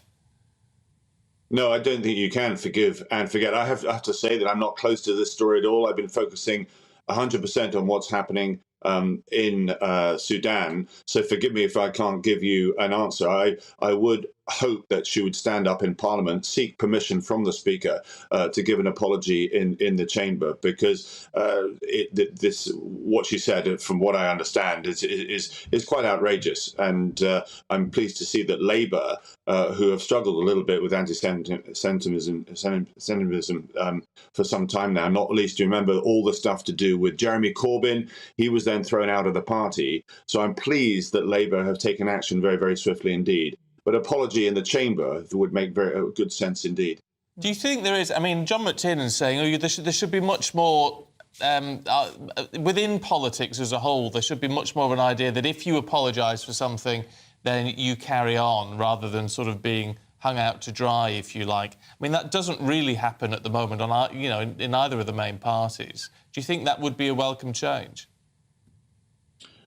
Sorry, I don't follow your question. You're saying that once you've apologised, you then draw a line and move forward? Yeah. Well, in some sense, that can actually happen, but ultimately there needs to be some sort of sanction to say what has happened is so bad that there needs to be a reaction by the establishment, by the system indeed, because in some senses what she said was unforgivable and very, very ignorant indeed, and harmful. And because of these things, just saying I'm sorry and then moving on is simply not enough. What happens is that there needs to be a period in which, she received some form of response by the machine from this, and at the moment that is being thrown out of the party, which I think is quite right. Just finally, Tobias, since your focus has been so much on Khartoum and Sudan in the last 24 hours, I just want to ask you one more point on that. And I suppose there's real pressure on the British to get this right after the bungled extractions and evacuations out of Kabul in Afghanistan. What happens, and is it a possibility that British citizens will be left untended to by the authorities? Because I believe there's only one airstrip that's open at the moment, incredibly complex situations on the ground, and lots of British people saying they haven't even been in touch with the embassy. Is it possible that there might not be any assistance provided to British people there? You raised some very, very important questions, and there'll be a lot of MPs, such as myself, as I said, who've got constituents that are stuck in there that will be asking these questions.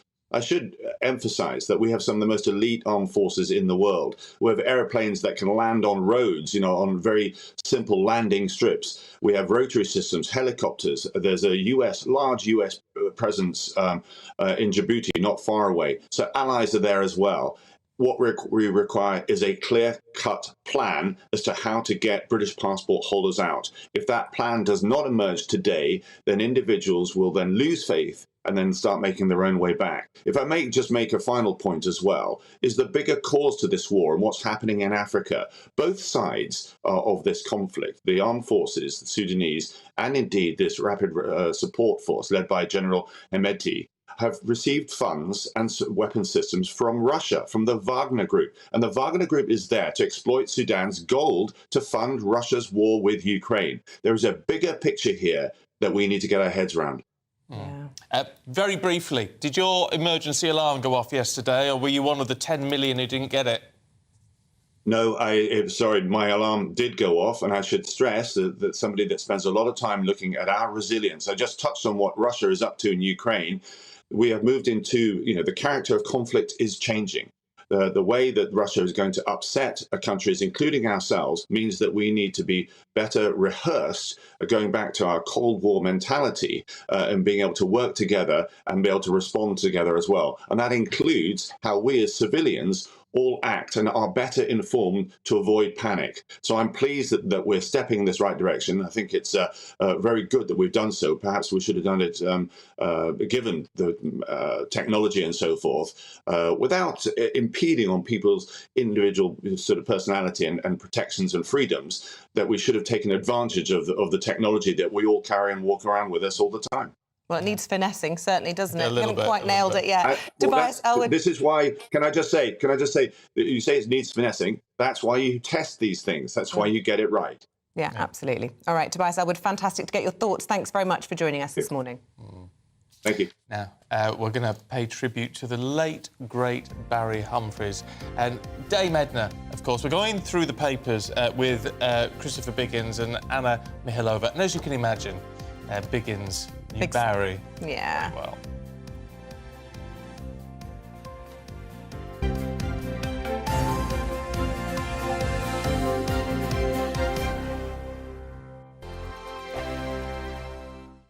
Monday to Thursday nights on GB News. At 6, it's Dubes & Co. 7 o'clock, Farage. At 8, join Jacob Rees-Mogg. And at 9, Dan Wootton Tonight, followed by Headliners. On TV, radio and online. This is GB News. It's all about family, being in people's living rooms, all the interaction and getting to know who our viewers and listeners are. When I was young, my dad used to say, Nana, stop arguing. I wanted an outlet that would enable me to give my opinion. People are going through a really hard time right now, and I know that you don't feel like you're being listened to by the establishment. I came to GB News because it's the People's Channel, and I want the audience to have their say on the events of the day. We're dynamic. We do something different. Democracy shows that the wisdom of the nation is in its people. I get to travel to find out what the story is from a personal perspective. The British people aren't fools. We know when we're not being told the full story. We've got to work out how Britain moves forward from this. It's the best country in the world. The establishment had their chance. Now we're here to represent your views. Britain's watching. Britain's watching. Britain's watching. We're proud to be GB News. The People's Channel. Britain's news channel. Westminster is going around in ever-decreasing circles, followed by the media. Britain is broken. How on earth did we get into this mess? But more importantly, how do we get out of it? Join me at 7 p.m, Mondays to Thursdays on Farage. Here on GB News, we will have open, rational debate. We've got to work out how Britain moves forward from this. Join us here on GB News, the People's Channel. Britain is watching. I'm Jacob Rees-Mogg, the Member of Parliament for North East Somerset and a former government minister. For years, I've walked the corridors of power in both Westminster and the City of London. We need to have the arguments, the discussions on how we make it better. Crop failures, famine, war, suffering on a scale completely unimaginable. We are putting the cart before the horse. As Charles I said at the scaffold, he was the true defender of liberty. Yeah, I've completely derailed the conversation. Join me Monday to Thursday at 8 p.m. on GB News, Britain's news channel. GB News has its own late-night paper preview show, Headliners, where comedians take you through the next day's top news stories. You don't have to bother reading the newspaper, we've got it covered for you. Headliners, every night at 11 p.m. and repeated every morning at 5 a.m. We won't send you to sleep like some of the other paper review shows out there. GB News, the People's Channel, Britain's news channel. Join me, Camilla Tominey, on Sunday mornings from 9:30, taking the politicians to task and breaking out of SW1 to see how their decisions are affecting you across the UK. Bursting the Westminster bubble every Sunday morning, only on GB News, the People's Channel. Britain's watching. You've probably seen politicians interviewed 1,000 times, but we do it differently. We find out who they really are, we don't shout, we chat, and hopefully we bring a bit of light, not just heat. Did you know Kate Moss? Apparently. Do you have a pair of jeans or a pair of jeans? No, of course I don't. What would I do with them? My friends are like, oh my God, what's she doing now? Join me every Sunday at 6 for Gloria Meets, only on GB News, the People's Channel, Britain's news channel.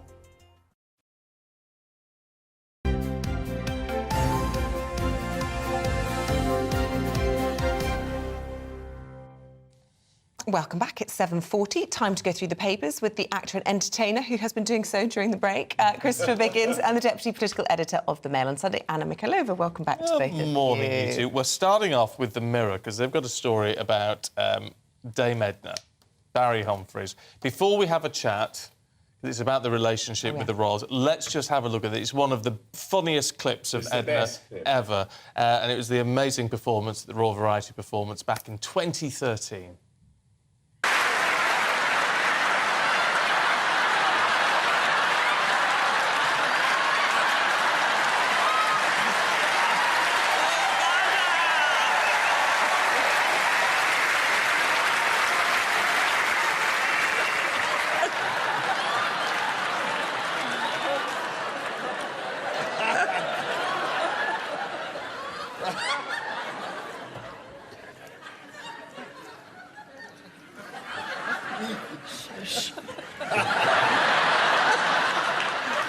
They've found me a better seat.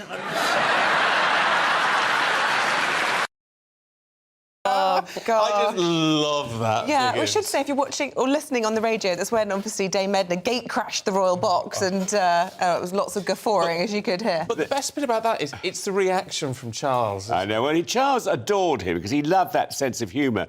And there's a story in the paper today where apparently he rang him in hospital in Australia to have a chat with him, which I can well believe. And I think he just loved that sense of humour, Charles. I absolutely... To me, he's my heroine. I just loved him to bits. And luckily, he was a good friend, which was wonderful. I mean, one of my favourite stories, I went to see him at Drury Lane, and it was Drury Lane. He appeared in Drury Lane, and, you know, a huge theatre like that, and just himself. And there was a woman on the front row, and he said, "What's your name?" And she said, "Edith." I was like, "Edith, hello, Edith." I'm going to do a terrible impression now of David. "Oh, hello, Edith, darling." So, "Where do you live, darling?" And she said, "Belgravia." "Belgravia, how lovely, darling. You have a big house there." "You do have a big house there." "And what about you have a lovely bathroom, darling?" "You do. And what colour is the bathroom?" "Dark brown, how lovely. What about the walls, darling?" "Dark brown, how lovely. And what about the ceiling?" "Dark brown, how your minds run riot. And the suite?"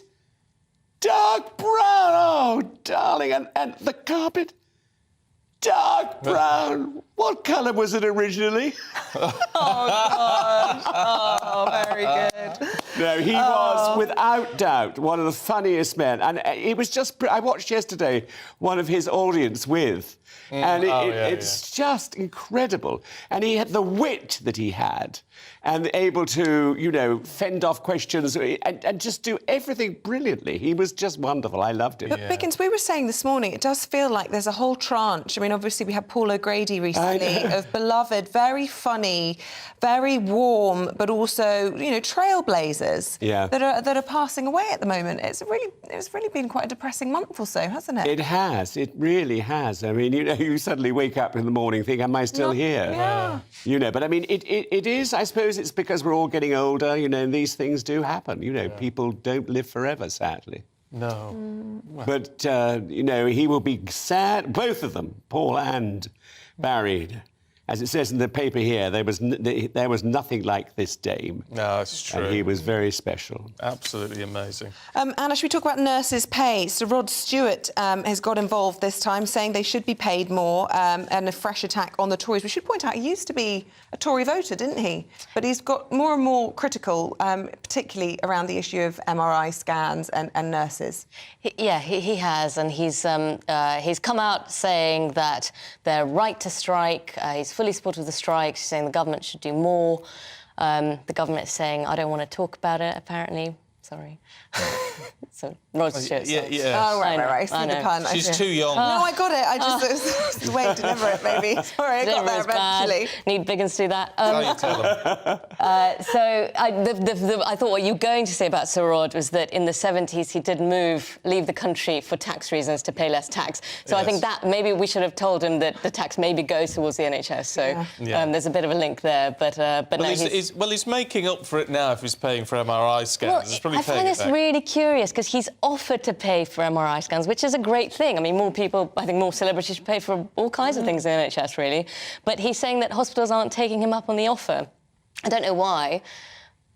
No, but it's difficult. I always think with things like that, it's, well, where do you draw the line?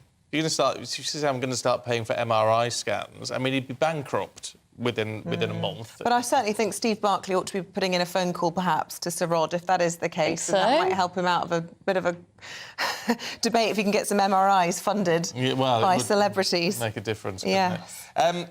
Sticking with a bit of show-busy stuff, in The Sun, Biggins, the Rocky Horror Show turns 50. I've never seen it.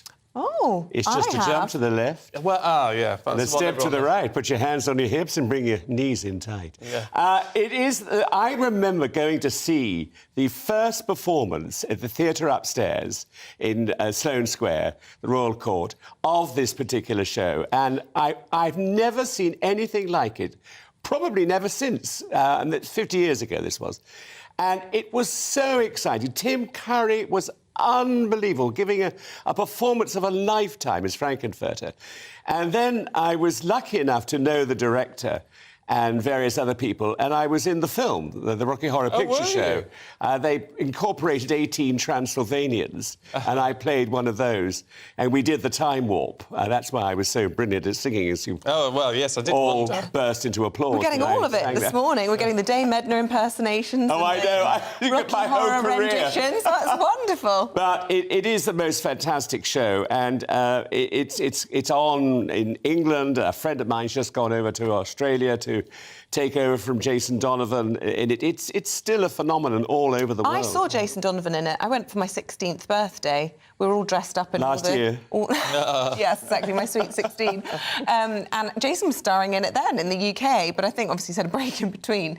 But I mean, he's always been linked, hasn't he, to the Rocky Horror Show? And he's done such a great job. No, he I thought it was has. great. Although a lot of it was lost on me as a 16-year-old, I must say. Well, I probably find it funnier now. What I think is so interesting, the audience really go for it in a big way, and they dress up, and you see women in basques, you know, with titties out to here. Steady on.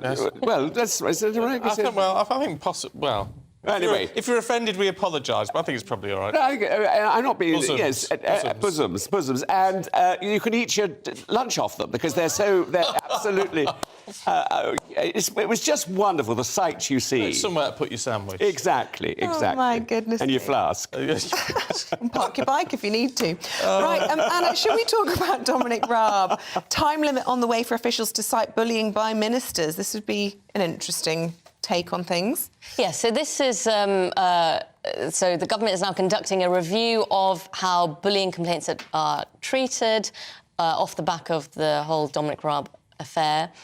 And one of the Times is reporting that one of the things that's expected is they will put time limits on complaints. Obviously, they usually exist in other places as well, because one of the issues that Raab has complained about is that complaints from years ago were used as part of this whole thing that led to his resignation. And all brought in at the same time, which sort of implies some sort of coordination. Well, I think the report concluded there was coordination, but equally, when one bullying complaint becomes public, as with the Me Too complaints, often it does bring other people to come forward. So there's an element of that needs to be considered.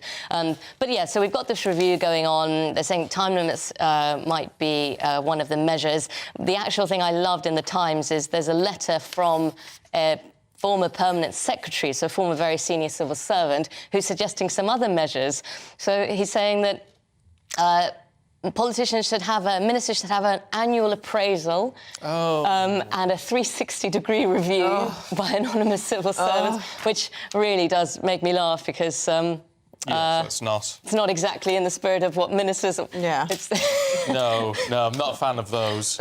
Let's be honest. Look, we've got to leave it there, sadly. Biggins, Anna, thank you both very much. We'll see you later on. Look forward to it. Now, we are talking about dog attacks now. There's been another death over the course of the weekend. A man died after being mauled by a dog in his own home in Derby. Yeah, sadly, things like this aren't rare, certainly not as rare as they used to be. Dog attacks in England and Wales have risen by more than 30% over the last 5 years. Well, today we're speaking to Louise Glazebrook, who specialises in dog behaviour. Good morning to you, Louise. And you are hoping to educate us, particularly dog owners or people who might go and pet dogs in the park or come into contact with dogs, to look out for the signs, because it doesn't go from 0 to 100. We should be able to tell if a dog is perhaps about to attack you. I think it varies. We've got obviously dogs that are in this situation on another level in terms of the attack scale. And then we have dogs that are obviously living in homes which maybe might be a little bit reactive or might not like contact with people or might be reactive to dogs. There is a sliding scale, and I think that we need to remember that. But yes, you're right, we do need to think about the way that we as humans interact with dogs, whether they're on the street, in a pub, in a cafe or in people's homes. Is part of the issue here, Louise, that we're treating dogs too much like humans and not enough like canines? For me, I think the massive issue is that this is not a dog issue. It's a human issue. So we as humans have created the dogs. We've bred the dogs. We have breeders that are raising them, well or not well. We have people that are going out and choosing the right or the wrong dog for them. We have people that are choosing not to socialise, not to train, not to work with their dogs, not to be responsible. And then we have some amazing owners that are doing all the right things. But fundamentally, it is us as humans that are creating all of this. This isn't coming from the dogs. I always found animal behaviour fascinating. When I was learning to ride as a child, I was always taught that if you are anxious or nervous, the horse will pick up on that energy and you'll actually end up with a more badly behaved horse. So you had to really try and teach yourself to stay calm when you were riding. I've never had a dog, but I have actually become much more nervous around dogs as a result of this increase that we've seen in the last little while. And I'm always thinking, can that dog tell that I'm frightened? Does that mean the dog's going to think there's something going... Do you know what I mean? It starts to escalate in my mind. I mean, do dogs pick up on our mood and react badly to nervous people? I mean, I think you only need to look at things like our assistance dogs, which can pick up cancer. We have dogs that can alert when we have people that have potential panic attacks, epilepsy, those kind of things. So what dogs can detect, I don't think we even really understand it in terms of their abilities. In terms of what you're saying, feeling a little bit more wary around dogs, I think one thing to bear in mind is that a lot of the time we have people, children, adults. I had a situation yesterday where I was sat outside a cafe with my 8-year-old and my dog. A woman was walking past with her kids. Both kids just walked up to my dog. She was on the phone. My dog is totally fine, but she didn't know that. Her kids didn't know that. And I think that we do need to be taking responsibility for our actions. Now, obviously, with this particular mauling, I've got there is very little detail about exactly what happened. But these situations, although very often some of the reports would like to make it look like it just happened, it didn't just happen. This dog will have been known to locals. This dog will have been known to the police. This owner will have been seen out and about, and this dog will have been out of control in other situations. This is not as simple as the owner was making a cup of tea and suddenly the dog attacked it and killed him. No, it's a very valid point. Louise, good to see you this morning. Thanks very much indeed. As always, down to training, good behaviour, being good owners.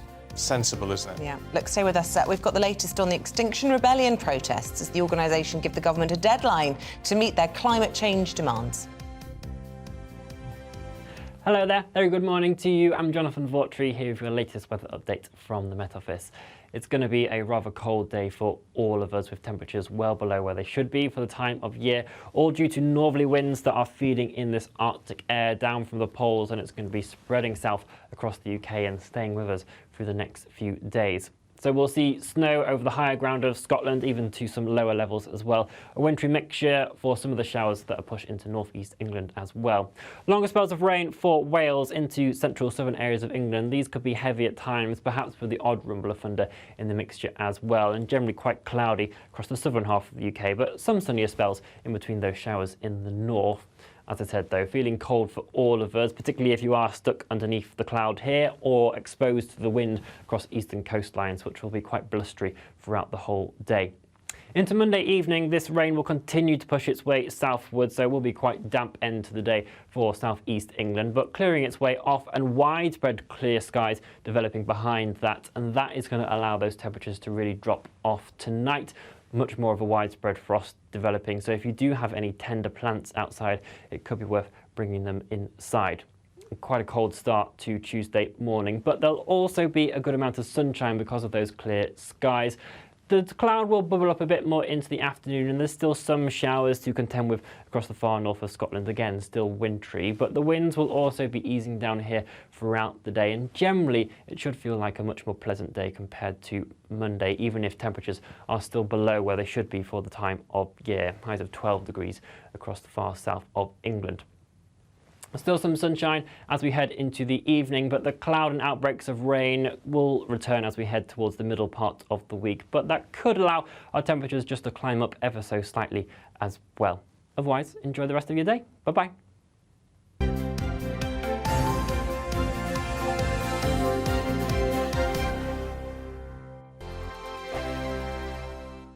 First and foremost, I'm a GB News fan, and I was before I was working here. Just love the fact that we're asking the questions that a lot of establishment media won't ask. With a bit of a twist, we not only want to inform you, but we want to keep you entertained. It's worth the drive because you get in and the team's all ready and waiting, they're itching to go, and it's a proper little family. GB News is the people's channel. It's the audience that makes the programme sing. We're giving our viewers and our listeners a voice. I see the thousands of your letters, tweets, emails, you name it, coming in. Britain is broken. How on earth did we get into this mess? But more importantly, how do we get out of it? The establishment had their chance. Now we're here to represent you. It's time for something different. It's time for GB News. I'm very patriotic. I believe in Britain. Our best days lie ahead. Britain's watching. Britain's watching. Join us here on GB News. The people's channel. Britain's news channel. I'm Andrew Doyle. Join me at 7 o'clock every Sunday night for Free Speech Nation, the show where I tackle the week's biggest stories in politics and current affairs with the help of my 2 comedian panellists and a variety of special guests. Free Speech Nation, Sunday nights from 7 on GB News, the People's Channel, Britain's news channel. Here on GB News Live, we'll be keeping you in the picture, finding out what's happening across the country and finding out why it matters to you. We'll have the facts fast with our team of reporters and specialist correspondents. Wherever it's happening, we'll be there from 12 noon on TV, radio and online. GB News, the People's Channel, Britain's news channel. Here on GB News, we're starting the conversation and having the debate that the establishment won't have. No one will be cancelled. Join me at 4 p.m. every Saturday and Sunday. We'll be discussing all the big topics of the weekend. Oh, get cracking! Always honest, always fun. Only on GB News, Britain's news channel.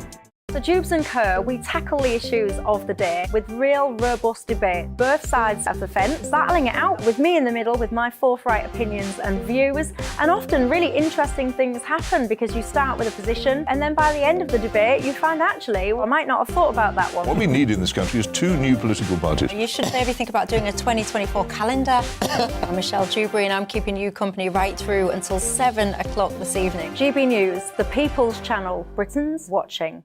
I'm Simon Evans. Join me on GB News for Headliners at 11 p.m. What's the scoop? I'll be joined by 2 of the country's top comedians. That's right. As we take a look at tomorrow's newspapers tonight. We're going to get into trouble. If it's a big story, we'll be covering it. Spill some tea on him. There we go. But we'll also have some fun. I wouldn't stick up a bank. My father didn't love me. So anyway. Headliners every night from 11 on GB News, the People's Channel, Britain's news channel.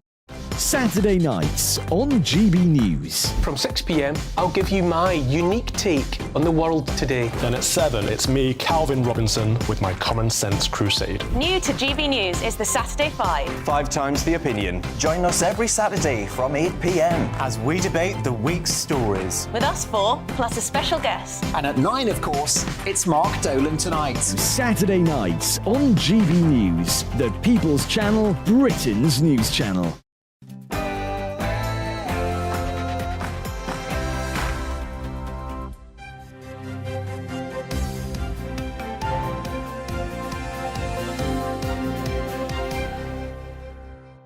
Diane Abbott is suspended as a Labour MP after anti-Semitic remarks. Morning to you, it's 8 o'clock. It's Monday, the 24th of April. Yes, Monday. I know it's confusing. This is Breakfast on GB News with Stephen and Isabel. Here's what's leading the news this morning. The former Shadow Home Secretary, Diane Abbott, has apologised for any anguish caused after suggesting Jewish people do not face racism. The Labour Party have condemned Ms Abbott's comments, saying they were deeply offensive and wrong. We'll be asking the Shadow Chief Secretary to the Treasury, Pat McFadden, his thoughts in an hour's time. The government's plan to deport illegal migrants to Rwanda will face its biggest hurdle so far today. That's at the Court of Appeal. It's first day of legal arguments against the policy later this morning. British citizens trapped in Sudan have accused the government of abandoning them. It follows what the Prime Minister described as the rapid and complex evacuation of UK diplomats and their families from Khartoum amid an escalation in violence. Chair of the Defence Select Committee, Tobias Elwood, told us the government needs a plan before people lose faith. emphasize that we have some of the most elite armed forces in the world. We have airplanes that can land on roads, you know, on very simple landing strips. We have rotary systems, helicopters. There's a large US presence in Djibouti, not far away. So allies are there as well. What we require is a clear-cut plan as to how to get British passport holders out. If that plan does not emerge today, then individuals will then lose faith and then start making their own way back. Also for you this morning, AI is taking over the fashion industry. None of these people are real. Believe it or not, we're going to talk to the owner of an AI model agency and ask him if technology is encouraging unrealistic beauty standards. Well, quite. I suppose my question would be, are they any more unreal than the supermodels you see gracing the catwalks for a lot of women? That's an unattainable ideal. And the men, exactly. So let us know, would it bother you? Not everyone can have a six-pack like mine. Not all of us are graced with the Stephen Dixon boy band good looks, I think it was once quoted as. Let us know your thoughts this morning. Lots of you have been doing so. Keep them coming in. GB News at gbnews.uk. Let us know where you're watching and listening from as well.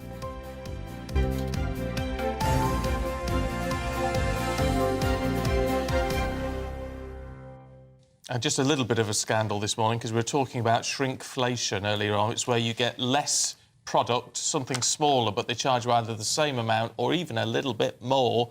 Ian has opened my eyes this morning. I was a big fan of Kit Kats until recently, says Ian. Not only has the price gone up 25%, but also they've scraped the chunky chocolate bottom off the bar. It's the best bit. It's the best bit. We've also had examples in from Paul. He said he used to shop at Tesco for years. He says he's now going to change because Bisto chicken gravy granules, 550 grams, was £5.30.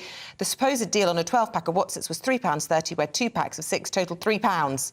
Just a way to make consumers think they are getting a deal. So there you go. He's done the maths for us and he says he's not getting a good deal. Plan an extra 10 minutes when you supermarket shop so you can check all the little labels. Take a calculator as well. That's the way to do it. It's a bore, but it's got to be done.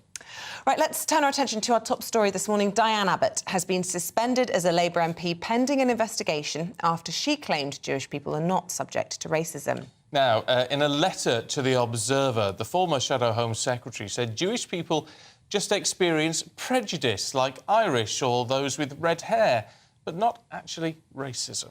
Well, let's speak to our Deputy Political Editor, Tom Harwood, who joins us in the studio this morning. Tom, good to see you. Look, she has retracted her comments, and Sir Keir Starmer, under the auspices of the Chief Whip, has suspended her membership of as an MP for now. Is that the matter dealt with, or do you think that actually she can't come back from this? Well, I think it's important to understand the sequence of events that took place yesterday morning.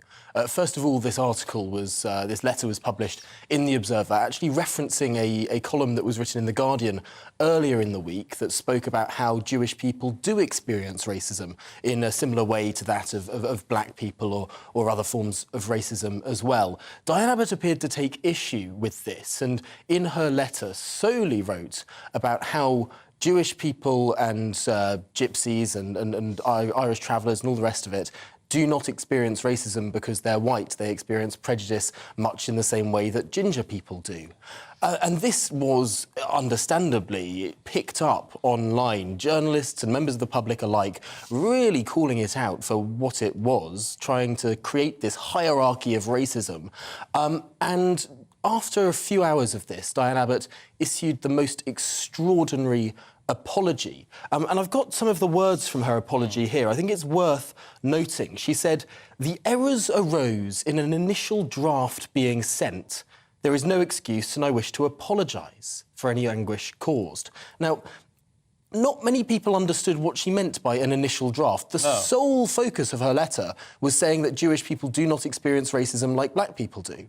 And it got to the extent that the Board of Deputies of British Jews responded to Diane Abbott's apology, saying, "We find this apology entirely unconvincing." They then called on Keir Starmer to withdraw the whip, and around an hour later, that's precisely what happened. Now, there is an investigation pending into this, an internal Labour Party investigation.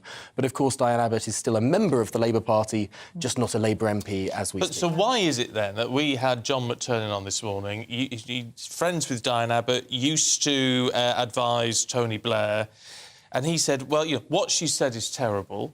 However, she has now distanced herself, disassociated herself from those words. Therefore, a line should be drawn under it. So she said, sorry, that's enough. Well, clearly to the Labour Party leadership, that's not enough. Clearly to the Board of Deputies of British Jews, that's not enough. Clearly, that apology there, and the excerpt from it that I read out, seems pretty unconvincing. What was this initial draft? What was the later stage piece that she wanted to write? There is nothing in that letter that is not about trying to create a hierarchy of racism, saying that black people have worse racism than Jewish people do, or that gypsies do. It is a very, very curious sort of excuse, almost trying to pull the wool over people's eyes, some might think. But the fact she was responding to that original article, saying everyone experiences racism. Yeah. I mean, to complain about that, I mean, what else could she be saying apart from... Well, this is why so many people found the apology and the quote-unquote explanation quite so unconvincing. This is no doubt what the internal Labour Party investigation will be asking her. What on earth did you intend to send into the Observer and get published in the Observer newspaper on Sunday morning if it wasn't talking about how Jewish people don't experience the same sort of racism, when we really do know that Jewish people are under a great deal of prejudice and that prejudice has been climbing in recent years. That racism has been climbing in recent years. The Jewish vote for the Labour Party has to be important. We've got council elections coming up soon, and you've got Greg Hands, the chair of the Conservative Party, saying, hang on a minute, this isn't a party that has learnt lessons from being deemed institutionally racist. They still are fraught with problems. Well, it's been made the point has been made many times that Diane Abbott was, of course, Shadow Home Secretary for years. She would have been in charge of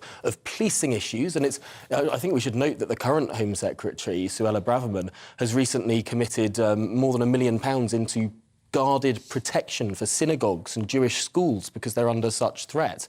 And it has been noted this morning that, of course, Sir Keir Starmer, for years, campaigned to make Jeremy Corbyn Prime Minister and Diane Abbott Home Secretary. Something else that's very curious here is that Diane Abbott is the MP for Hackney, famously so. Hackney is home to the largest Orthodox Jewish population in the UK. This is a significant chunk of her electorate. She simply doesn't seem to understand, or apparently, if we take what she wrote in The Observer at face value, doesn't think that that racism they suffer is as important as racism that black people suffer. Yeah. Well, talking of a constituency, let's head there right now and talk to our political reporter, Catherine Forster. And it's going to be fascinating, Catherine, just to work out what her constituents make of all of this.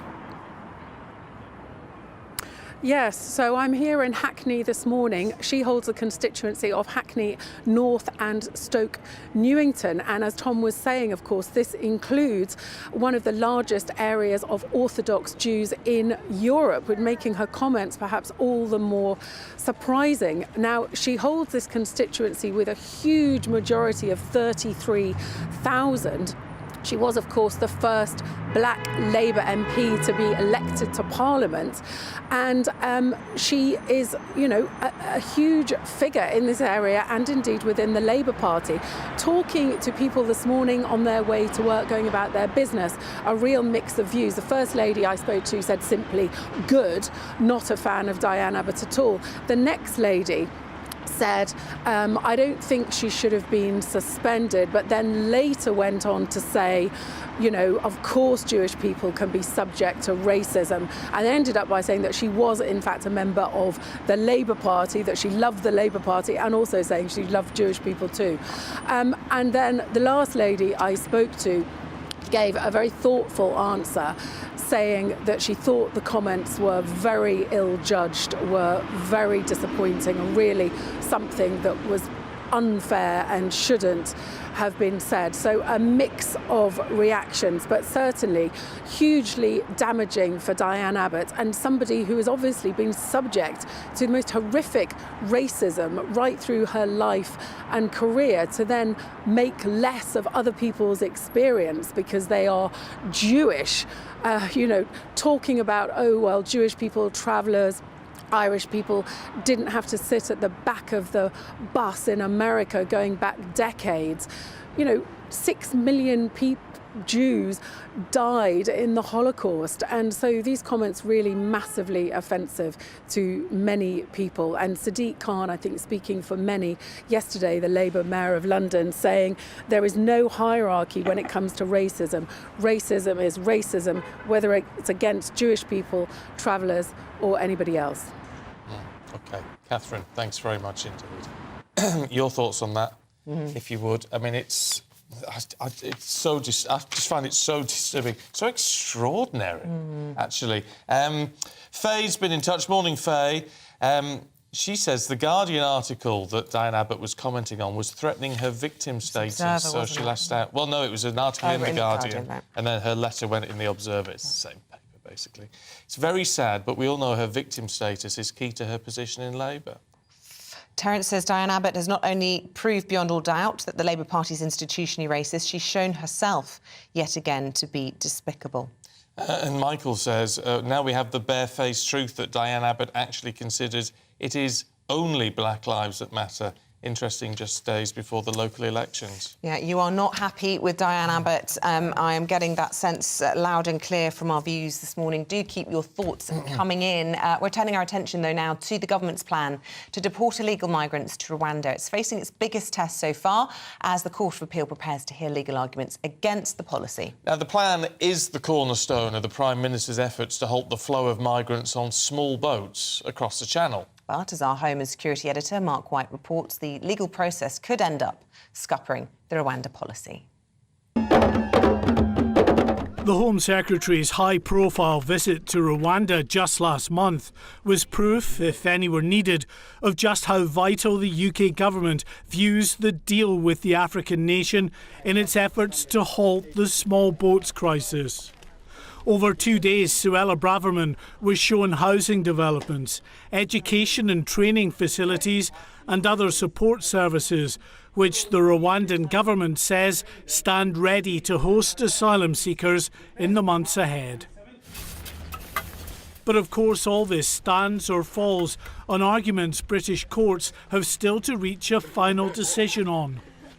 Last December, the High Court ruled the Home Office plans to send asylum seekers to the East African country were lawful. This week, it's the turn of the Court of Appeal to listen to the concerns again from asylum seekers and human rights groups who claim the policy is cruel and inhumane. When I sat down with the Home Secretary in the Rwandan capital, Kigali, she told me she was convinced her counterparts there would offer asylum seekers the chance of a good life and would respect their human rights. Our partners here are ready to, they're ready to support the UK in our work to stop the boats and to fix our challenge of illegal migration. We've seen, working with our friends in Rwanda, the people who come here will be resettled to live a safe and secure life. That's the humane approach, and that's the compassionate approach. It's now more than a year since former Prime Minister Boris Johnson used a visit to Kent to announce the Rwanda policy. He claimed the threat that asylum seekers would end up in Africa rather than the UK would hold the key to breaking the model of the people smugglers who sent more than 45,000 migrants across the Channel last year. But efforts to send the first plane load of asylum seekers to Rwanda were halted by a last-minute intervention by a judge in the European Court of Human Rights. The illegal migration bill, currently working its way through Parliament, will give British judges more authority to disregard rulings made in Strasbourg. But of course all that depends on the outcome of this week's Court of Appeal decision. And even if those judges find in favour of the UK government, it's more than likely this whole issue could end up in the Supreme Court, with a final ruling still many months away. Mark White, GB News. Oh, I'm sure you have some thoughts on that. It's going to be interesting to see how that plays out in the courts, because the PM's so dependent on the result there. Well, they're very confident. The government are confident that they will get it through, so we'll just have to see how that plays out, and we'll keep a close eye on it for you as well. Yeah, it is 8:16. Also for you today, Hamza Youssef will meet the Prime Minister in person later this evening. It's the first time they've met since he became First Minister of Scotland. He'll also meet the Mayor of London and ambassadors from Germany and Ukraine.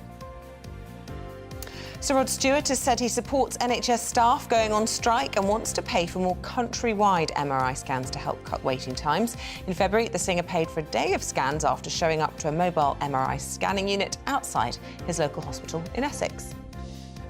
And Ant and Dec have led tributes to former Biker Grove star Dale Meeks, who's died at the age of 48. He was also on Emmerdale. He died from heart failure on Saturday evening in Newcastle.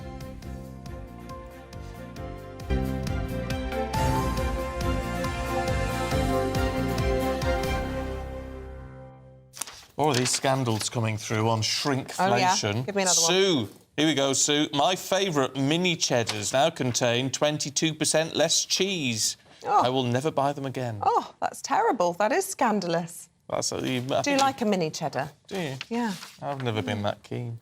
Hula hoop, though. Oh, yeah, you like a hula hoop. Bit of a crunch to that. I find fairy washing up liquid is a lot more watery now. It used to be a really thick liquid, but now you don't have to squeeze the bottle. It just pours out when you tip it up. Oh. What's the world coming to? I don't know. You're going to have to do a test on that one, a kitchen test when I get home.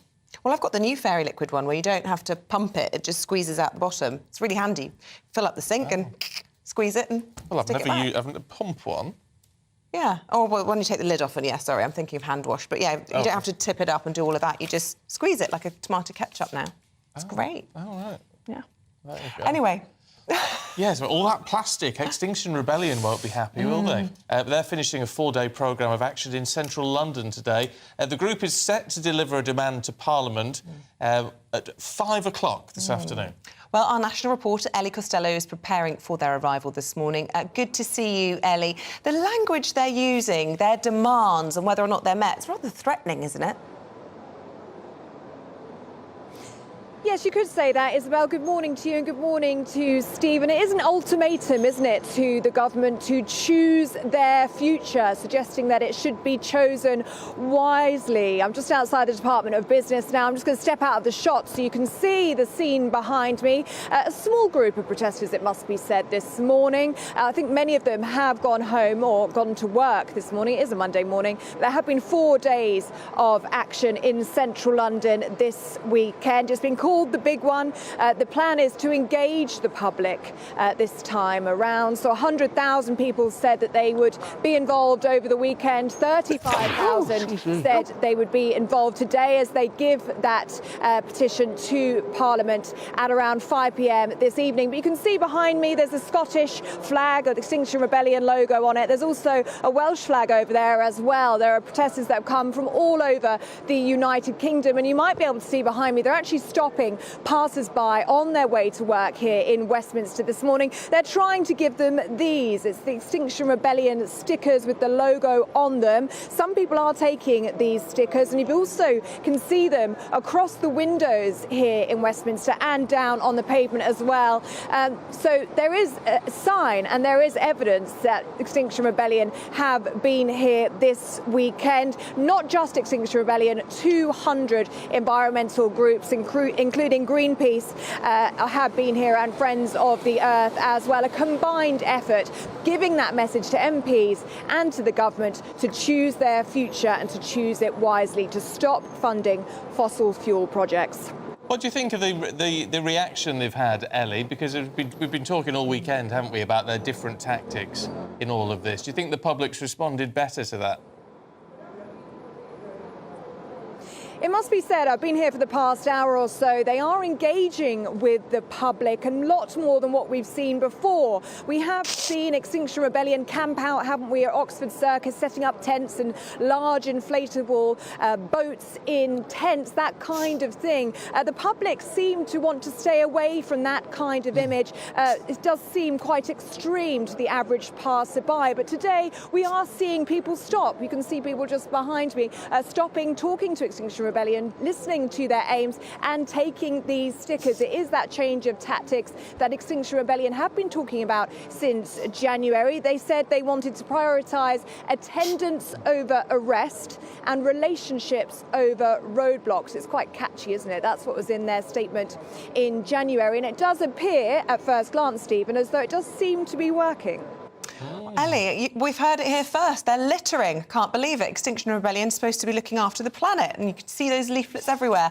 Ellie, thank you very much with that. We appreciate it. Oh, did you get woken up by the alarm? Did your alarm go off yesterday? The alert thing.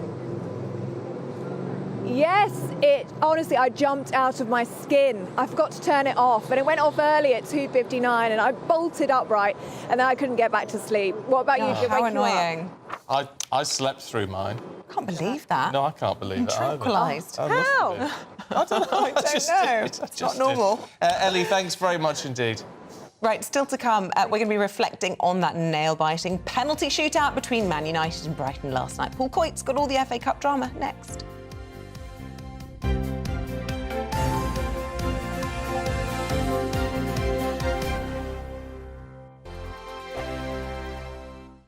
I joined GB News because I was sick and tired of not hearing my views being represented, not just mine, but so many people that I knew and spoke to. I just couldn't get my voice out there. I couldn't say anything. I couldn't do anything. Whatever the narrative was, I kind of had to follow it. GB News is there to provide a voice for those who have been ignored by the establishment media. We think different things, we've got a different style. GB News is here to be optimistic and positive about the future. It's real kind of dynamic and flowing, with the audience very much at the heart of it, like a big family.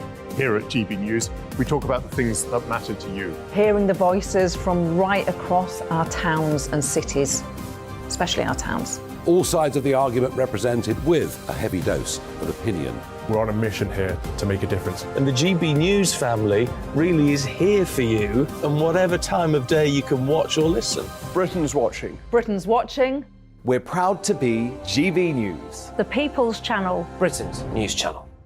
Monday to Thursday, 9 p.m. till 11 p.m. Join me, Dan Wootton. I'll bring you the sharpest takes and hottest debates. Do you not believe in prison? I don't believe in prisons. I'm completely stunned. I guarantee you there'll be no spin, no bias, no censorship. I actually was personally quite offended by it. And no reason to go to bed. So I guess they've always been quite woke. That's Dan Wootton tonight on TV, radio and online. Monday to Thursday from 9 p.m. till 11 p.m. on GB News. The People's Channel, Britain's news channel. Start the day with GB News. We catch up on all the big stories you didn't hear the night before. And take a look at what the world's talking about this morning. That's right, Monday to Thursdays from 6 o'clock. It's Breakfast with Eamonn and Isabel. Straight after breakfast, join us, Bev Turner and Andrew Pearce. We're going to take you through till noon. We'll be tackling the big topics of the day, including the things that the other channels just won't talk about. If it's happening here. Wake up to mornings on GB News. The People's Channel. Britain's news channel. New to GB News is the Saturday 5. Join us every Saturday from 8 p.m. as we debate the week's stories. Right, folks, that was a spicy one, wasn't it? With us four, plus a special guest. Sometimes she has to stick her foot in it. Sometimes she has to say things as they are. Sometimes I think we should keep the refugees and send the pensioners to Rwanda. Then we'd be in a much better state. Well, Benjamin, that is... The Saturday 5. Saturday nights from 8. Only on GB News, the People's Channel. Britain's news channel. Join us every night on GB News at 11 p.m. for Headliners, which is 3 top comedians going through the next day's news stories, which is exactly what you need, because when the establishment has gone crazy, you need some craziness to make sense of it. So join us 11 p.m. every night on GB News, the People's Channel, Britain's news channel. Join me, Patrick Christie's, Monday to Friday, 3 till 6. We tackle the day's news agenda like you've never seen before. It's high tempo, high octane, the most controversial topics, and the best guests. You will not be able to take your eyes and ears off it. I'm not afraid to ask the questions that you really want answered. 3 till 6 p.m, Monday to Friday on GB News, the People's Channel, Britain's news channel. Every Sunday from 11, join Michael Portillo. There'll be topical discussion, looking at the week before and the week to come. So kick back and relax at 11 a.m. on Sundays on GB News with me, Michael Portillo. GB News, the People's Channel, Britain's news channel.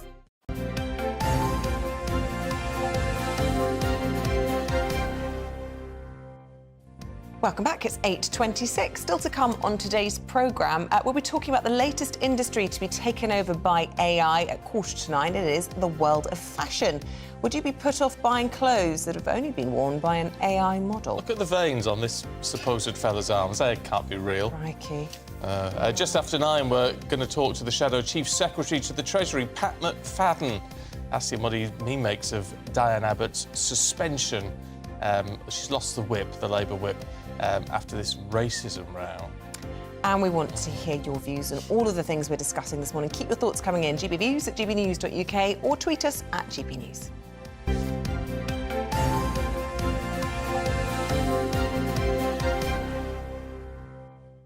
Let's go through the sport. Paul Coyte's here. Good morning. Good morning. How are you? I'm all right. Nice to see you. Manchester. I feel like I was saying to see you nice. Sorry, was that what I was supposed to do? You should do, yeah. OK, nice. Let's talk Manchester Derby, should we? Well, that's what's coming up. Final. How many do you think Manchester derbies there's been in the FA Cup final? FA Cup final, so I think 142nd FA Cup final this is going to be. So how many times has there been Manchester United versus Manchester City in the FA Cup final? Where would you go? What would you go for? 3. 3? Izzy, what do you reckon? No idea. No is right. None. You're absolutely right. There's not been any. Wow. This is the first time it will ever have happened. Which is incredible. So Manchester City, they beat Sheffield United very easily, 3-0 on Saturday. And then Brighton-Manchester United, which was yesterday, went to extra time, went to penalties. People say it's a lottery, but it's not a lottery. It's all about keeping your nerve, and it's the most exciting way of winning a game. I mean, everybody enjoys it. They're very nervy to watch. Was it 7-6? It was 7-6, yeah. So went to the 13th penalty, and the unlucky number 13, Solly March, who's a local boy for Brighton. Every penalty was brilliant, but beforehand there was a little housery that went on, whereas it was Wout Weghorst, who plays for Manchester United. Before he took his penalty, kissed the ball. Is it really necessary? Puts the ball down, scores, but then he picks the ball up, kisses the ball again. This is all just to try and put off Solly March. David De Gea walks up to the penalty spot, little stepping on the penalty spot, and Solly March just puts the ball over the bar. And it's all over. So Manchester United are now in the final. Doesn't it? Well, it does. Works. Of course it works. It's just whether it should be legal. It goes a little too far sometimes with penalties. It's illegal. You can't make it illegal to kiss the ball. Do you not think so? No. What about stamping on the actual penalty spot, though? Because they do that to rough it up a little bit. And then it would... But, it shouldn't be allowed. That doesn't worry me. Yeah, you'd be all right with the roughing up on the penalty spot? Kissing the ball and roughing up the pitch sounds terrible. Sorry. You've never roughed up the pitch or kissed the ball before? Move on. OK, fine, OK. Well, the one I'm trying to avoid then is... this at the weekend. Is Newcastle. This is why football is so interesting, you see. I mean, Tottenham Hotspur... I mean, bless them. Oh, they're terrible, aren't they, Paul? I know you're you've had a bad one. You stormed out the room. It wasn't a good 20 minutes. The first 21 minutes, Spurs are away at Newcastle and go 5-0 down. In 20 minutes? In 20 minutes. The game's 90, and I'm thinking, this could be 20. Who knows where this is going to go? Ended up 6-1. Could have been a lot worse. Yeah. Could have been a lot worse. Could it? Well, yeah. Sounds pretty catastrophic. It was catastrophic. It really was catastrophic. And we've got Christian Stellini, who's the manager there. Well, I say he's the manager. He's just there. He's just now. He's one of Conte's men who's now just there for the time being. We don't know how long he's going to be around for. It was just a mess. But there have been worse results in the Premier League, so I'm trying to tell myself. West Ham 4, Bournemouth 0. There was Pablo Fornel's scorpion kick. Are you familiar with the scorpion kick? Oh, yeah, very good, that. Yeah. I don't know why. I don't know whether we've got a picture of the scorpion kick. I think there is something of the scorpion. Here we go. Now, have a look at that. That's Pablo Fornel's there for West Ham. Now, they call it a scorpion kick. I don't know why whether a scorpion does that. But what he's done... They have to flick over their heads. The tail. Oh, it's the tail, of course, because I'm thinking, is it the legs that go? No, it's the flick of the tail, so that's why it's the scorpion kick. So both feet then don't cut know the ball. enough about football, See, you. it comes to something when Stephen and I can understand the terminology better than you. Don't ask me about offside, though. No, I've got no idea. OK. But you know what? Between the two of us, or between the three of us, we can get there. The scorpion kick, anyway.